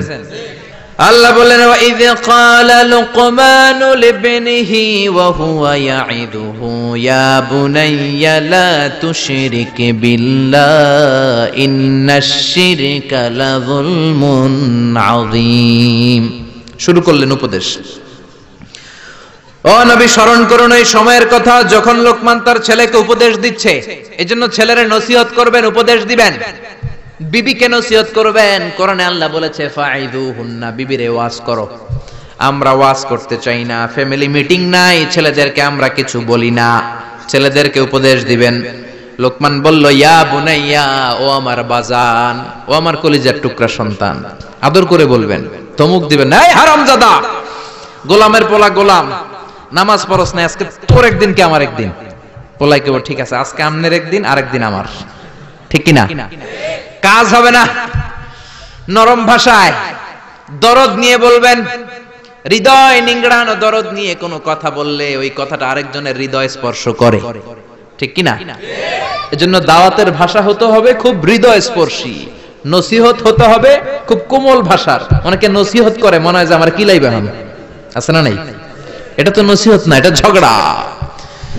বাবা ছেলেরে ডাক দিলে ইয়া বুনাইয়া, ও আমার বাজান, ও আমার কলিজার টুকরা, ও আমার বৎস, ও আমার সন্তান, ও আমার কলিজার টুকরা, এরকম দরদ মাখা কণ্ঠে, ও আমার বাজান, ও আমার সন্তান, এভাবে ডাক দিবেন। কলিজার টুকরা সন্তান বলে প্রথম উপদেশ দিচ্ছেন লা তুশরিক বিল্লাহি ইন্নাশ শিরকা লাযুলমুন আযীম। ও আমার কলিজার টুকরা সন্তান, শিরক করো না। কি করো না? সবাই বলেন কি করো না? শিরক করো না। কারণ ইন্নাশ শিরকা লাযুলমুন আযীম, শিরক হলো বড় জুলুম। কারণ এই জুলুমটা কোনো মানুষের উপর জুলুম নয়, জুলুমটা কার উপর? যে আল্লাহ রিজিক দেয়, আল্লাহর না মাইনা আরেকজনরে মানেন, আপনি মুমিন না মুশরিক? যে আল্লাহ আপনার স্রষ্টা, তার ইবাদত না করে আরেকজনের ইবাদত করেন, আপনি মুমিন না মুশরিক? এজন্য বললেন লা তুশরিক বিল্লাহ, শিরক করো না। খেয়াল করবেন, সবচেয়ে জরুরি জিনিস আগে বলতে হয়, এই জিনিসটা অনেক জরুরি। শিরক কিন্তু অনেক ভয়ঙ্কর। শিরক হচ্ছে ভয়ঙ্কর ঈমান বিধ্বংসী মারণাস্ত্র। এই শিরক যদি আপনি করে ফেলেন, আপনার সব শেষ। এজন্য প্রথমে শিরকের কথা বললেন। শিরক হলো ঈমান বিধ্বংসী মারণাস্ত্র। এইডস এর চেয়ে ভয়ঙ্কর, ক্যান্সারের চেয়ে ভয়ঙ্কর। ক্যান্সারের অ্যানসার আছে, শিরকের কোনো অ্যানসার নাই, ঠিক কিনা? বিশ্বনবী বলেন আখফা মিন দাবিবিন নামাল, পিঁপড়ার চেয়েও গুটি গুটি পায়ে তোমার দেহের ভেতরে শিরক নামক ভাইরাস ঢুকে তোমার ঈমানকে সারখার করে দিবে, ঠিক কিনা? এজন্য কখনোই কোনোভাবে শিরক করা যাবে। আমরা যখন নামাজে দাঁড়াই আল্লাহ বলে নামাজ পড়ে পড়িস, আগে বল শিরক করস কিনা। আমরা বলি ওয়াজ্জাহাতু ওয়াজহিয়া লিল্লাযী ফাতারাস সামাওয়াতি ওয়াল আরদা হানিফাও ওয়া মা আনা মিনাল মুশরিকিন। আমরা বলি ও আল্লাহ ওয়া মা আনা মিনাল মুশরিকিন, আমরা শিরক করি। আবার যখন আমরা হজ করতে যাই, ইজার পরে রিদা পরে হজের জন্য যাই, আল্লাহ বলে হজ পরে করিস, আগে বল শিরক করস কিনা। আমরা বলি লাব্বাইক আল্লাহুম্মা লাব্বাইক, লাব্বাইক লা শারীকা লাক লাব্বাইক, ও আল্লাহ কোনো শরীক করি না, কোনো শিরক করি না, কোন সুবহানাল্লাহ। এজন্য আল্লাহ বললেন ইন্নাল্লাহা লা ইয়াগফিরু আন ইউশরাকা বিহি ওয়া ইয়াগফিরু মা দুনা যালিকা লিমান ইয়াশা। আল্লাহ চাইলে সব গুনাহ ক্ষমা করে দিতে পারেন, শুধু শিরকের গুনাহ ছাড়া। কোন গুনাহ ছাড়া? আরো জোরে বলেন। আল্লাহ সব গুনাহ মাফ করেন, কিন্তু শিরকের গুনাহ মাফ করেন। এজন্য হাদিসে কুদসিতে আল্লাহ বললেন পাহাড় পরিমাণ গুনাহ নিয়ে যদি কিয়ামতের দিন আমার সামনে হাজির হয়ে যাও, ওই গুনার মধ্যে যদি শিরকের গুনাহ না থাকে, আমি আল্লাহ পাহাড় পরিমাণ ক্ষমার দয়া নিয়ে তোর কাছে হাজির হয়ে যাব। পাহাড় পরিমাণ গুনাহ, এই গুনার ভিতরে শিরকের গুনাহ নাই, তাহলে পাহাড় পরিমাণ ক্ষমা নিয়ে আমাদের কাছে হাজির হয়ে যাবে কে? এজন্য আল্লাহ ফরমান লা ইন আশরাকতা লা ইয়াহবাতান্না আমালুকা ওয়া লা তাকুনান্না মিনাল খাসিরিন। যদি কোনো ক্রমে শিরক করে ফেলো, তোমার সব আমলগুলো বাতিল করে দিবে কে? আল্লাহ। এজন্য শিরক করা যাবে? শিরক মানে আল্লাহর সমকক্ষ কাউরে মনে করা, আল্লাহর অংশীদার স্থাপন করা, আল্লাহর নামে কাউরে ডাকা, আল্লাহর মতো কাউরে ক্ষমতাবান মনে করা, এটা হচ্ছে শিরক। বুঝতে পেরেছেন? এজন্য প্রথমে ছেলেরা বললেন লা তুশরিক বিল্লাহ, আল্লাহর সাথে শিরক করবা না। শিরক হলো বড় অপরাধ, শিরক হলো মহা পাপ, সব পাপের বাপ। এটা হচ্ছে শিরক। এটা কি শিরক করা যাবে? শিরক তিন ধরনের। কথাগুলো কঠিন, সহজে বুঝালে বুঝবেন। সহজ করে কইতে আমায় কহজে, সহজ করে যায় না কওয়া সহজে। সহজ করে বুঝাচ্ছি, কিন্তু মনোযোগ দিয়ে শুনতে হবে। শুনতেছেন তো? তিন প্রকার। প্রথমে শিরক দুই প্রকার, শিরকে আকবার, শিরকে আসগার। শিরকে আকবার মানে বড় শিরক, এই শিরক করলে আপনি মুশরিক, আবার নতুন করে কালিমা পড়তে হবে। এটা তিন ধরনের শিরক ফির রুবুবিয়া, রব হিসেবে মানতে হবে একজনকে, তিনি কে? আল্লাহ। আল্লাহর ছাড়া যদি অন্য কাউরে রব মানেন, আপনি মুমিন না মুশরিক। এজন্য কবরের প্রথম প্রশ্ন কি? মার রব্বুক। আপনি যদি কোন জানি না, কোনই আছে না নাই? আপনার বলতে হবে আল্লাহ আমার রব, এই রবই আমার সব, দমে দমে তনু মনে তারি অনুভব। পড়েন আল্লাহ আমার রব।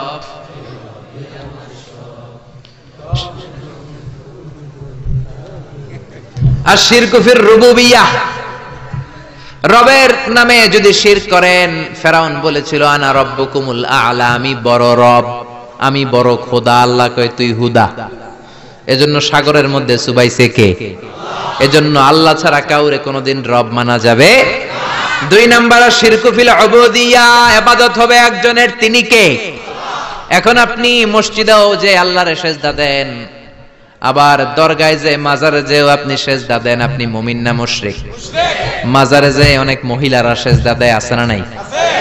কয় ছেলের জন্য বাবার কাছে গেছি, বাবার দরবারে যায়, বাবা নাকি ছেলে দিব। মাজারে গেলে বলে ছেলে পাওয়া যায়। আচ্ছা কুত্তার যে বাচ্চা হয়, কুত্তা কোন দরবারে গেছিল? হ্যাঁ, ছাগলের যে বাচ্চা হয়, ছাগলে কোন মাজারে যায়? গাভী যে প্রতি বছর বাছুর দেয়, গাভী কোন বাবার দরবারে যায় বাচ্চা পাইলো? কথা কি বুঝেন? একটু বিবেক খাটান। এই যে কুকুরের বাচ্চা হয়, ছাগলের বাচ্চা, এরা তো কোনো মাজারে যে মানত করলো না, এদেরকে বাচ্চা দিল কে? তো কুকুররে আল্লাহ বাচ্চা দিতে পারলে কি আপনারা দিতে পারে না? ইয়াহাবু লিমান ইয়াশাউ ইনাসা ওয়া ইয়াহাবু লিমান ইয়াশাউ যুকুর। আও ইউযাওয়িজুহুম যুকরানাও ওয়া ইনাসা ওয়া ইয়াজআলু মান ইয়াশাউ আকীমা ইন্নাহু আলীমুন কাদির। তিনি যাকে চান তাকে ছেলে দেন, আবার যাকে চান তাকে মেয়ে দেন, আবার যাকে চান তারে ছেলেও দেন মেয়েও দেন, আবার যাকে চান ছেলেও দেন না মেয়েও দেন না। তিনি কে? আল্লাহ। এজন্য ছেলে মেয়ে যদি চাইতে হয় চাবেন কার কাছে? 3 নম্বরে আশিরকু ফিল আসমাই ওয়াস সিফাত। আল্লাহর সিফাতি নাম যদি কারো সাথে লাগান, আমার আল্লাহর নাম হলো গাউসুল আযম, মানে মহান সাহায্যকারী। এখন আব্দুল কাদের জিলানীরে যদি বলেন গাউসে পাক, আপনি মুমিন না মুশরিক? খবরদার, আল্লাহ হচ্ছে গাউসুল আযম। আল্লাহ কে? গাউসুল আযম, এটা আল্লাহর নাম, আল গাউস আল আযম। আব্দুল কাদের জিলানী অনেক বড় আল্লাহর ওলি ছিলেন। ওলিরে ওলি বলে ডাকবেন? ওলিরে আল্লাহর নাম দিয়ে ডাকা যাবে? আব্দুল কাদের জিলানী শুধু ওলি ছিলেন না, মুজাহিদ ছিলেন। মুফতাকির বিল্লাহ ছিল ওনার সময়ের প্রেসিডেন্ট। ওই প্রেসিডেন্টের ঘুষাইয়া চাপা ভাঙ্গা দিয়েছে উনি, পিটায়া একেবারে সুলতানাত মাটির সাথে মিশিয়ে দিয়েছে আব্দুল কাদের জিলানী। বাগদাদে 400 মাদ্রাসা প্রতিষ্ঠা করেছে। ওনার ইলমি খেদমত নিয়ে কথা নাই, ওনার জিহাদি জীবন নিয়ে কথা নাই, খালি কথা ফু দিলে বলে পানি আগুন হয়ে যায়, আগুন পানি হয়ে যায়। কপাল পোড়া, ঠিক কিনা? খাজা মাইনুদ্দিন চিশতি রাহিমাহুল্লাহ অনেক বড় আল্লাহর ওলি ছিলেন। তার চেয়ে বড় পরিচয় হলো মুজাহিদ ছিলেন। পৃথ্বীরাজের সিংহাসন হিন্দুস্তানে লাথি মেরে উড়িয়ে হিন্দুস্তানের মতো জায়গার মধ্যে কালিমার পতাকা গেড়েছেন, ঠিক কিনা? এই ওয়াজগুলো করে না, শুধু বলে ফু দিয়া এটা করছে, জায়নামাজ বিছাইয়া সাগর পার হইছে, খালি এই ওয়াজ করে। এরা এক একজন মুজাহিদ ছিলেন, এরা এক একজন স্ট্রাগল করেছেন, অন্যায়ের বিরুদ্ধে জিহাদ করেছেন। চিল্লায় বলেন ঠিক কিনা? এজন্য খবরদার, আল্লাহর নামের সাথে আল্লাহর মতো করে কাউরে ডাকা যাবে না, কোন ধরনের শিরক করা যাবে না। এটা গেল শিরকে আকবার। এবার আসেন শিরকে আসগর। শিরকে আসগর হচ্ছে ছোট শিরক। কি শিরক? কথা বলেন। এটা করলে আপনি সাথে সাথে মুশরিক হবেন না, কিন্তু কবিরা গুনাহ হবে। আপনাকে তওবা করে ক্ষমা চাইতে হবে। চিল্লায় বলেন ঠিক কিনা? ছোট শিরকের মধ্যে 1 নাম্বার হলো রিয়া, শফ, লোক দেখানো। নামাজ পড়তে হবে একজনের জন্য, তিনি কে? আল্লাহ। এখন যদি আপনি লোক দেখানো নামাজ পড়েন, আপনি শিরক করে ফেললেন। বিষ্ণু বলেন, আমি আমার মৃত্যুর পরে তোমাদের ব্যাপারে সবচেয়ে যেই জিনিসটার আমি নবী ভয় পাই সেটা হলো আর রিয়া, ছোট শিরক। মানুষ লোক দেখানোর জন্য কাজ করে। হজ করেছে, নামের আগে হাজি না লেখলে উনি সাইতে ওড়ে, আছে না নাই? তো আপনি হজ করছেন কি আলহাজ লাগানোর জন্য? আপনি তো নামাজও পড়েন, নামের আগে মুসল্লি লাগান না কেন? আপনার নাম হবে আল মুসল্লি, আস-সাইম, আল মুজাক্কি, আল হাজ কুতুবউদ্দিন। কারণ আপনি নামাজ পড়েন, আপনি যাকাত দেন, আপনি রোজা রাখেন, শুধু হজটা লাগান কেন? কপাল পোড়া। হজ করেছেন আল্লাহর জন্য, খবরদার কোনোদিন নামের আগে আল হাজ লাগাবেন না। লাগাবেন? হজ করেছেন কারে দেখাইতে? কার খুশির জন্য? তো আপনি যে হজ করছেন, আপনি যে নামাজ পড়েন, আপনি যে তাহাজ্জুদে উঠে কাঁদেন, এটা নামের আগে লাগান কেন? আমলগুলো বাতিল হয়ে যাবে। রিয়া সব শেষ করে দেয়। জাহান্নামের অতল গহ্বরে একটা জায়গা আছে, ওই জায়গাটার আগুনের এত তেজ, খোদ জাহান্নাম ওই জায়গা থেকে 70 বার দিনে পানা চায়। সাহাবারা বললেন, ওই জায়গায় কারা যাবে? বিশ্বনবী বললেন, যারা লোক দেখানো আমল করবে তারা যাবে। এজন্য রিয়া করা যাবে? কয়টা বলবো? শিরকুল আসগার অনেক। তারপরে আছে আল হালাফ বিগাইরি ইসমিল্লাহ, আল্লাহ ছাড়া অন্য কারো নামে কিরা কাটা। আমাদের দেশে এগুলো আছে না নাই? কয় মাথার কসম, টুপির কসম, বিদ্যার কসম, মায়ের দুধের কসম, মসজিদের কসম, কোরআনের কসম, কোন কিছুর নামে কসম কাটা যাবে না একজনের নাম ছাড়া। তিনি কে? আল্লাহ। মান কানা হালিফান বিল্লাহ লা মুহালাতা, যদি আপনার কসম কাটতেই হয় কোন কাজে একজনের নামে কাটবেন, তিনি কে? আল্লাহ। আপনি বলবেন আল্লাহর কসম। আবার বারবার যারা কসম কাটে তাদের মধ্যে নেফাকি আছে। বারবার নয়, কোন একটা বিষয়কে এমফাসাইজ করার জন্য, গুরুত্ব বোঝানোর জন্য অনেক সময় কসম কাটা লাগে না? বিচারে সালিশে অনেক বিষয়ে কসম কাটা লাগে, তাকিদ দেওয়ার জন্য। তখন আপনি কসম কাটবেন একজনের নামে, তিনি কে? আল্লাহ। আল্লাহর নামে আপনি কসম কাটবেন। আল্লাহর নাম ছাড়া কারো নামে কসম কাটা যাবে। এরপরে আত্মীয়ারা, বিশ্বনবী বললেন, লা তিয়ারাতা ফিল ইসলাম, ইসলামে শুভ অশুভ কিছু নাই। সুলক্ষণে কুলক্ষণে বলতে কিছু নাই, কুফা টুফা বলতে কিছু নাই। কয় তুই একটা কুফা, তুই ঘরে ঢুকলে বাংলাদেশের উইকেট পড়ে, তুই বাইর বাইর বাইর বলি না? কেউ ঢুকলে কি উইকেট পড়ে? সে ঢুকলেও পড়বে, না ঢুকলেও পড়বে। এটা তো একটা খেলার সিস্টেম। আপনি ভালোভাবে খেললে আপনার উইকেট পড়বে কেন? ঠিক কিনা? এই কুফা বলতে ইসলামে কিছু নাই। নতুন বউ আসছে বাড়িতে, মা চা বানায় খাও, বৌমা চা বানাইতে যায় ফ্রিজ ভেঙে ফেলছে, বউটা ভালো না, এটা কুলক্ষণ, এটা অপয়া। এগুলো ইসলামে না। ইসলাম বলে আল কদর খাইরিহি ওয়া শাররিহি মিনাল্লাহ, ভালো হোক মন্দ হোক দুনিয়ার কেউ করতে পারে না, করতে পারে একজন, তিনি কে? আল্লাহ। এরপরে ইতিয়ানুল আররাফিন, গণকের কাছে যাওয়া যাবে। অনেক গণক বাবা বাংলাদেশে আছে না নাই? গনে গনে নাকি সব বলে দেয়। বিশ্বনবী বললেন মান আতা আররাফান, যে কোনো গণকের কাছে যায়, ফাসালাহু আন শাইইন, যে কিছু জিজ্ঞেস করে, গণকের কাছে যে জিজ্ঞেস করার সাথে সাথেই 40 দিনের আপনার নামাজগুলারে বাতিল করে দিবে কে? আল্লাহ। গণক যা বলছে এটা বিশ্বাস করেন নাই, শুধু জিজ্ঞেস করছেন, 40 দিনের নামাজ বাতিল। আর গণক যা বলেছে যদি বিশ্বাস করেন, মুশরিকদের কাতারে আপনারা তুলে দিবে কে? এজন্য গণকের কাছে যাওয়া যাবে না। গণকরে যে বলবেন, ও গণক বাবা আপনার চেম্বারে আপনি কি করেন? গণক বলবে আমি ভবিষ্যতের সব কথা জানি, সব বলে দেই। এটা বললেই দিবেন এক থাপ্পড় 20 কেজি ওজনের।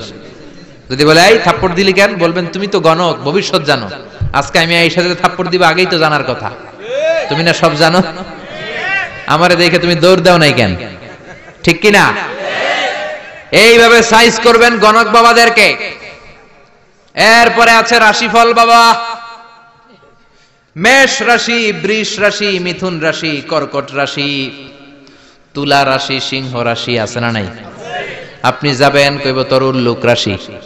আপনার বন্ধুরে নিয়ে যান, বলবে তোর বন্ধুর ভাল্লুক রাশি। আপনার বউ নিয়ে যান, বলবে তোর বউয়ের বিলাই রাশি। আপনি যাই বলবেন বাবা আমার রাশি, কইবে তোর কুত্তা রাশি। আপনার ছোট্ট ছেলেটারে নিয়ে যান, বলবে তোর ছেলের ইন্দুর রাশি। আছে না নাই? হাতের রেখা দেখে আর সব বলে, এই যে এইখানে তোমার বিবাহ, এটা একটু ঘুরাই দিলে এটা ওইদিকে যাবে, আর তুমি তো সৌদি চলে যাবা কিছুদিন পরে, তোমার ভাগ্যে অনেক কিছু আছে।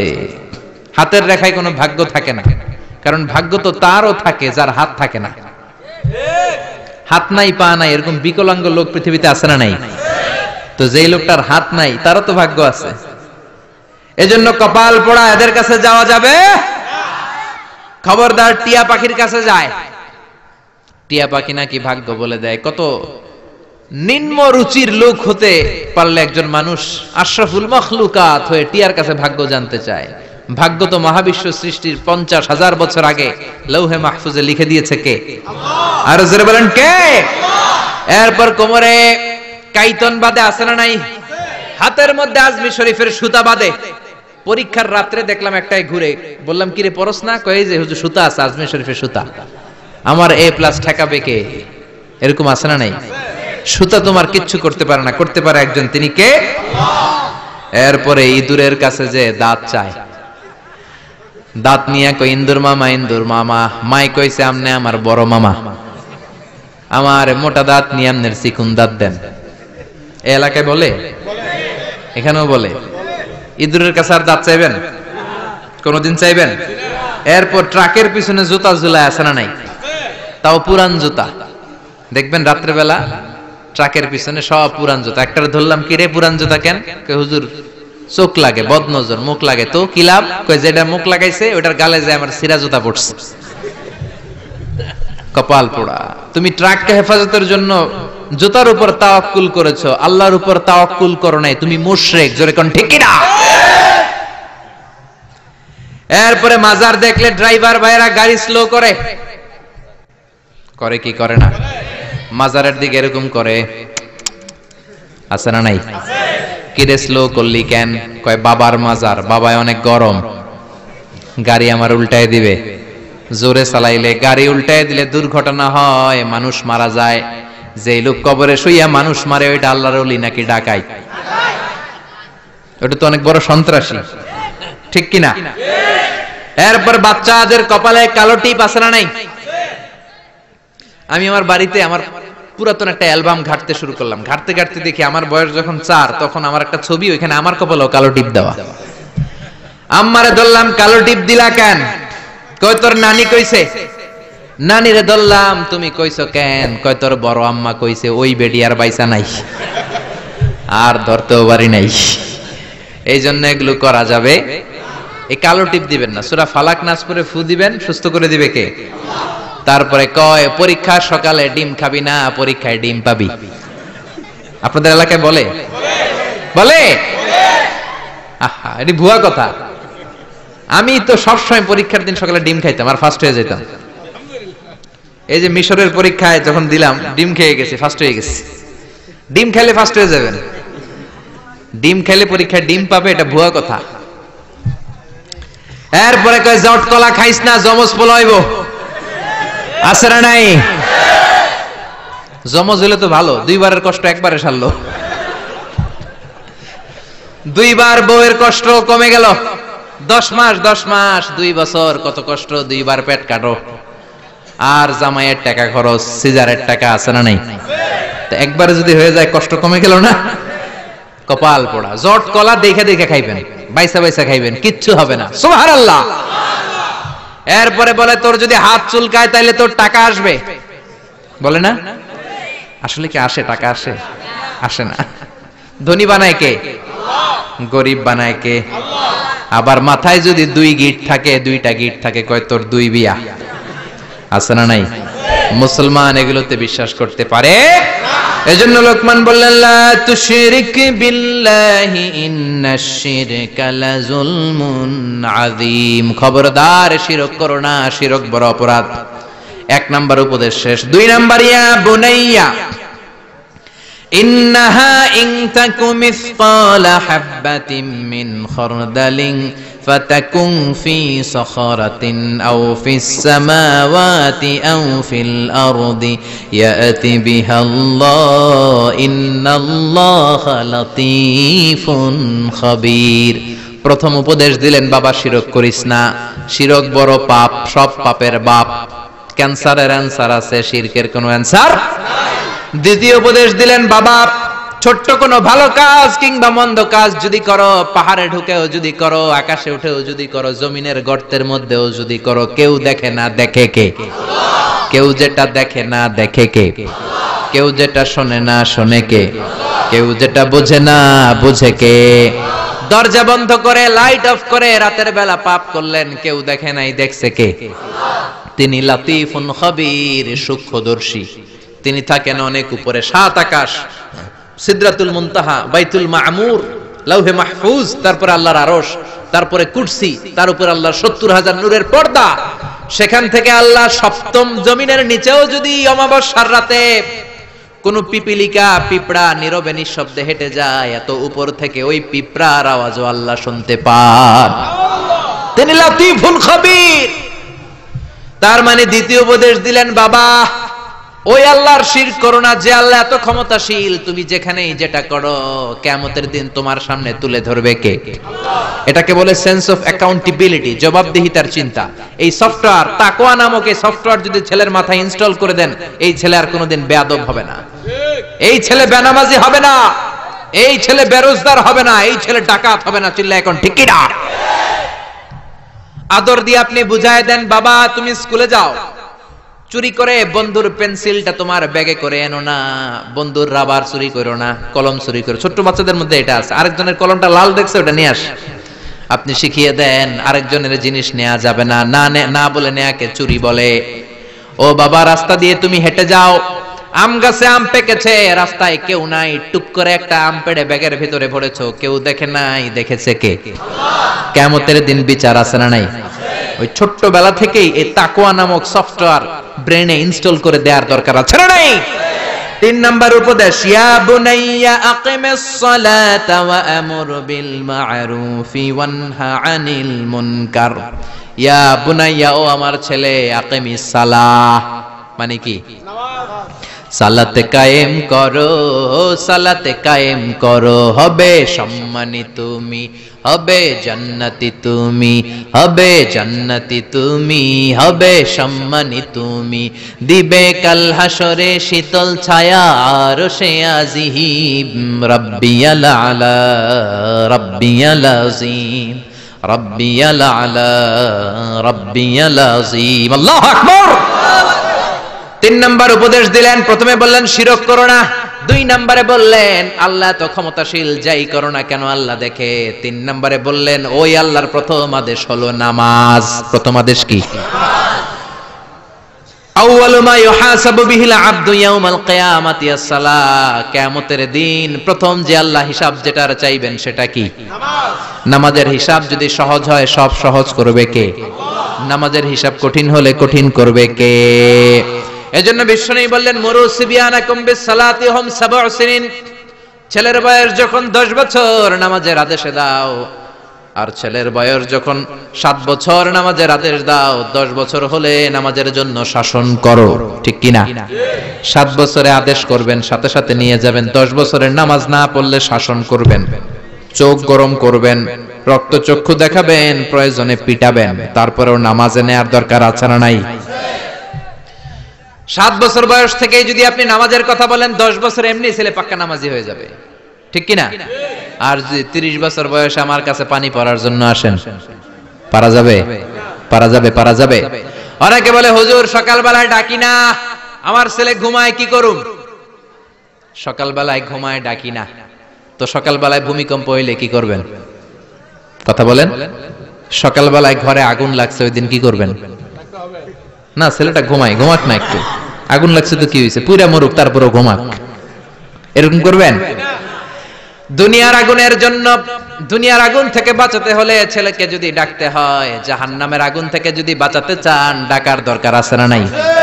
এজন্য দিন শুরু হবে ফজরের নামাজ দিয়ে। কোন নামাজ দিয়ে? জোরে বলেন। বাবা যারা আছেন নামাজের দাওয়াত দিবেন। এরপরে 4 নম্বরে বললেন ওয়ামুরু বিল মা'রুফ, ভালো কাজের আদেশ দাও। 5 নম্বরে বললেন ওয়ানহা আনিল মুনকার, খারাপ কাজের নিষেধ করো। ভালো কাজের আদেশ, খারাপ কাজের নিষেধ, এগুলো করো। কুনতুম খায়রা উম্মাতিন উখরিজাত লিন-নাসি তা'মুরুনা বিল মা'রুফি ওয়া তানহাউনা আনিল মুনকার। ভালো কাজের আদেশ দাও, মন্দ কাজের নিষেধ। বাচ্চাদেরকে এগুলো শিখাবেন, এখন থেকে এগুলো শিখে বড় হতে হবে। আপনি একা নামাজ পড়লে হবে না, আশেপাশের বন্ধু বান্ধবদেরকে নিয়েও মসজিদে যাওয়ার দরকার আছে না নাই? একা পাপ থেকে বাঁচলে হবে না, সমাজটারও পাপ থেকে বাঁচানোর দরকার আছে না নাই? আপনি যদি বলেন আমি তো নামাজ পড়ি, হেরা না পড়লে আমার কি, আমি পাপ করি না, ওদেরকে আমি বাধা দিব না, আমার কি? আযাব আর গজব আসলে আপনিও বাঁচবেন না, আপনি সবার আগে ভুগবেন, ঠিক কি না? লঞ্চের দ্বিতীয় তলায় কিছু ভালো মানুষ ঘুমায়, লঞ্চের নিচের তলায় কিছু লোক লঞ্চের তলা ছিদ্র করতে আরম্ভ করছে। আচ্ছা, লঞ্চের তলা যদি ছিদ্র কেউ করে কি হয়? পানি ঢুকে, লঞ্চ ডুবে যায়। এখন দ্বিতীয় তলার লোকেরা যদি ভাবে আমরা তো আরামে আছি, আমাদের ওদেরকে ঠেকানোর দরকার নাই, লঞ্চ কি থাকবে না যাবে? এজন্য উপরের তলায় যারা ঘুমায় তাদের দায়িত্ব যারা নিচের তলায় ছিদ্র করে ওদেরকে বাধা দেয়া, ঠিক কি না? যদি বাধা না দেয় নিচের তলার লোকেরা যেমনি শেষ, উপরের লোকেরাও শেষ।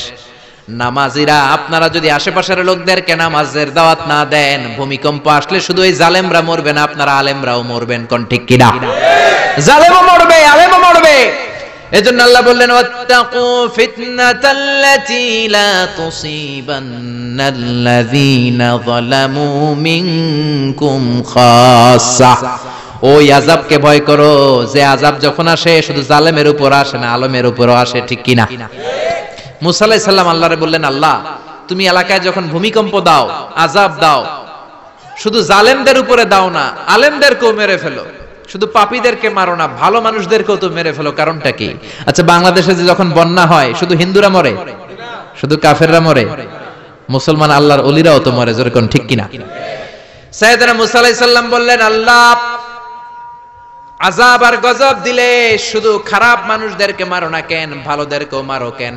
আল্লাহ বললেন প্রশ্নের উত্তর আমি দিব না, তুমি নিজে পেয়ে যাবা।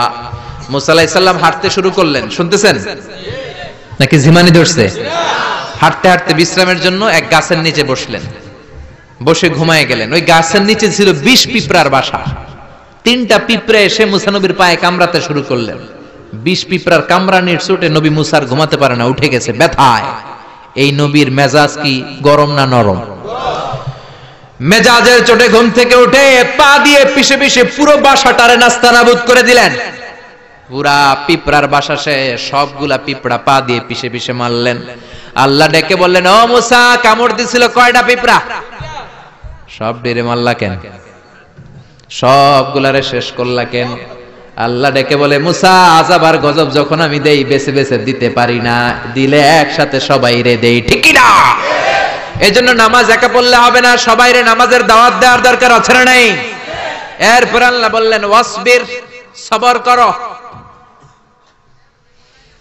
লোকমান তার ছেলেকে বললেন, সবর করো আলা মা আসাবাক। ছেলে যদি নামাজি হয়, ভালো কাজের আদেশ দেয়, খারাপ কাজের নিষেধ করে, ওই ছেলের উপর আযাব আর শাস্তি আছে না নাই? আপনি নামাজি হবেন, আপনি সৎ কাজের আদেশ দিবেন, অসৎ কাজের বাধা দিবেন, আপনার উপর জুলুম আসবে না, ধমকি আসবে না, বাতিলের তীর আপনার গায়ে আসবে না, এটা তো হতে পারে না। জোরে কোন ঠিক কি না? বাস্তব ইসলামের পথে যদি থাকেন, আপনার উপর আযাব আসবে, আপনার উপর শাস্তি আসবে। এই কাগজের মধ্যে যদি কলম দিয়ে পানি লেখেন, এই কাগজটা ভিজবে না। এটার মধ্যে যদি আগুন লেখেন, কাগজটা পুড়বে না। কিন্তু বাস্তব আগুন যদি ধরিয়ে দেন, পুড়তে দেরি হবে। বাস্তব ইসলামের পক্ষে যদি থাকেন, আযাব আসতে দেরি হবে না। হকের কথা যদি বাস্তবিক ভাবে সমাজের মধ্যে ছড়িয়ে দেন, বাতিলের তীর আপনার দিকেই ছুটে ছুটে আসবে, ঠিক কি না? ছেলেরা সান্ত্বনা দিলেন, ফাসবির, বাবা ধৈর্য ধারণ করো, বিপদে ধৈর্য ধরবা।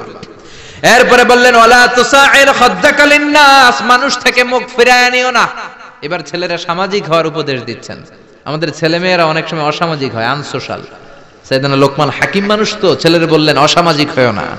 কিছু লোক আছে সারা বছর গোমরা মুখ করে রাখে, একটাও হাসি দেন, এরকম আছে না নাই? বাংলা পাসের মতো এরকম করে রাখে মুখটা। বিশ্বনবী কাউরে দেখলে হাসি দিতেন, আগে আগে মানুষের সাথে মিশতেন, সালাম দিতেন আর হাত বাড়িয়ে মুসাফা করতেন। সুবহানাল্লাহ। ছেলেরা শিখালেন, মানুষের দিক থেকে মুখ ফিরিয়ে নিও না, মানুষের সাথে মেলামেশা করো। তারপরে বললেন, ওয়ালা তামশি ফিল আরদি মারাহা। 7 নম্বরে বললেন, অহংকার করো না, অহংকার করে তুমি কিচ্ছু করতে পারবা। অহংকার পতনের মূল। এক একটা অনেক লম্বা আলোচনা, আমি শেষ করে দিচ্ছি। সব শেষে আল্লাহ বলেন, ওয়াকসিদ ফি মাশিকা ওয়াগদুদ মিন সাউতিকা ইন্না আনকারাল আসওয়াতি লাসাউতুল হামির। ওয়াকসিদ ফি মাশিক, চলার সময় শালীনভাবে চলো, ভদ্রভাবে চলো। যুবক ছেলেরা 5টা 7টা ছেলে একসাথে বের হলে কাউরে আর চোখে পড়ে না, রক্ত গরম মনে করে ওর বাবার রাস্তা। এরকম বেয়াদব ডাকাইত আছে না নাই? আজকে মুরব্বী যারা, তারাও তোমাদের মতো এরকম গরম রক্তওয়ালা ছিল, তাগড়া যুবক ছিল, তারা রাস্তায় দৌড় দিলে লোকজন তাকিয়ে থাকতো, ঠিক কি না? বয়সের ভারে তারা নুজ্জ হয়েছে, তোমরাও একদিন বুড়া হয়ে যাবা। এই জন্য ছেলেরে বুঝালেন, বাবা অহংকার করো না, রাস্তা দিয়ে হাঁটার সময় ভদ্র হয়ে হাঁটো। আর ওয়াগদুদ মিন সাউতিক, উচ্চবাচ্য করো না। অনেকে আছে বড় গলায় কথা বলে, উচ্চ গলায় কথা বলে, ওইখান থেকে বলতেছে এখান থেকেও শোনা যায়, এরকম আছে না নাই? ছেলেরে শালীনতা শিখালেন। ছেলেগুলো এগুলো শিখাইতে হবে তো। মুরগির পেট থেকে বেরোলে এটা মুরগির বাচ্চা, ছাগলের পেট থেকে বেরোলে এটা ছাগলের বাচ্চা, মানুষের পেট থেকে বেরোলেই ওটা মানুষের বাচ্চা না, মানুষ না, ওটার মানুষ বানাইতে হবে, ঠিক কি না? এই জন্য বাবা ছেলেরা শিখাবেন, ভদ্রভাবে রাস্তায় হাঁটো। গাড়িতে সিট পেয়েছো, 80 বছরের মুরব্বী সিট পায় নাই, তুমি যুবক মানুষ দাঁড়িয়ে যাও, মুরব্বী বাজারে বসতে দাও। ওই মুরব্বীর দোয়াতে তুমি আল্লাহর ওলি হয়ে যাবা, ঠিক কি না? ওয়াগদুদ মিন সাউতিক, কণ্ঠটারে নিচু করো, মোলায়েম ভাষায় কথা বলো। ইন্না আনকারাল আসওয়াতি লাসাউতুল হামির, যারা বড় গলায় কথা বলে আল্লাহ তাদের গলাকে গাধার গলার সাথে তুলনা করেছে। এজন্য যত বাবা যারা এসেছেন, ছেলেদেরকে উপদেশগুলো দিতে রাজি আছেন তো? ছেলেদেরকে কোরআন শিখাইবেন না গান শিখাইবেন? নাকি গান শিখাইবেন? গান শিখান, হ্যাঁ? কোরআন শিখাইবেন তো? মনে থাকবে, মনে থাকবে। শিরকের ব্যাপারে সচেতন করবেন, সালাতের ব্যাপারে আদেশ করবেন, মেয়েদেরকে হিজাব পড়াবেন, আল্লাহর পরিচয়টা সবার আগে দিয়ে দিবেন। ভালো কাজের আদেশ যেন দেয়, নিজেও করে, অন্যেরও বলে, অন্যায় দেখলে যেন বাধা দেয়, শিখাইয়া দিবেন। মানুষের সাথে যেন মেলামেশা করে, ছেলে যেন সামাজিক হয়, অসামাজিক যেন না হয়। ভদ্র আচরণ করে, মোলায়েম কণ্ঠে কথা বলে, মুরব্বীদের সালাম দেয়।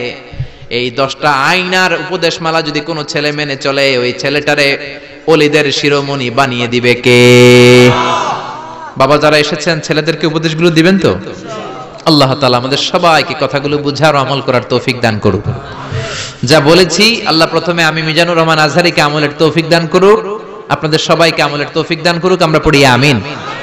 যতগুলো কথা বলেছি কোরআন সুন্নাহর আলোকে বলেছি, বানিয়ে বলি নাই। তারপরেও আমার মনের অজান্তে কোনো মিস ইনফরমেশন যদি মুখ ফসকে বেরিয়ে যায়, সেগুলো যেন আল্লাহ তাআলা আমাদের স্মৃতিপট থেকে মুছে দেয়, আমরা পড়ি আমিন। সত্য, সুন্দর, কল্যাণকর, হকের পক্ষে যা বললাম সবগুলো যেন আমরা আমল করতে পারি, আমরা বলি আমিন।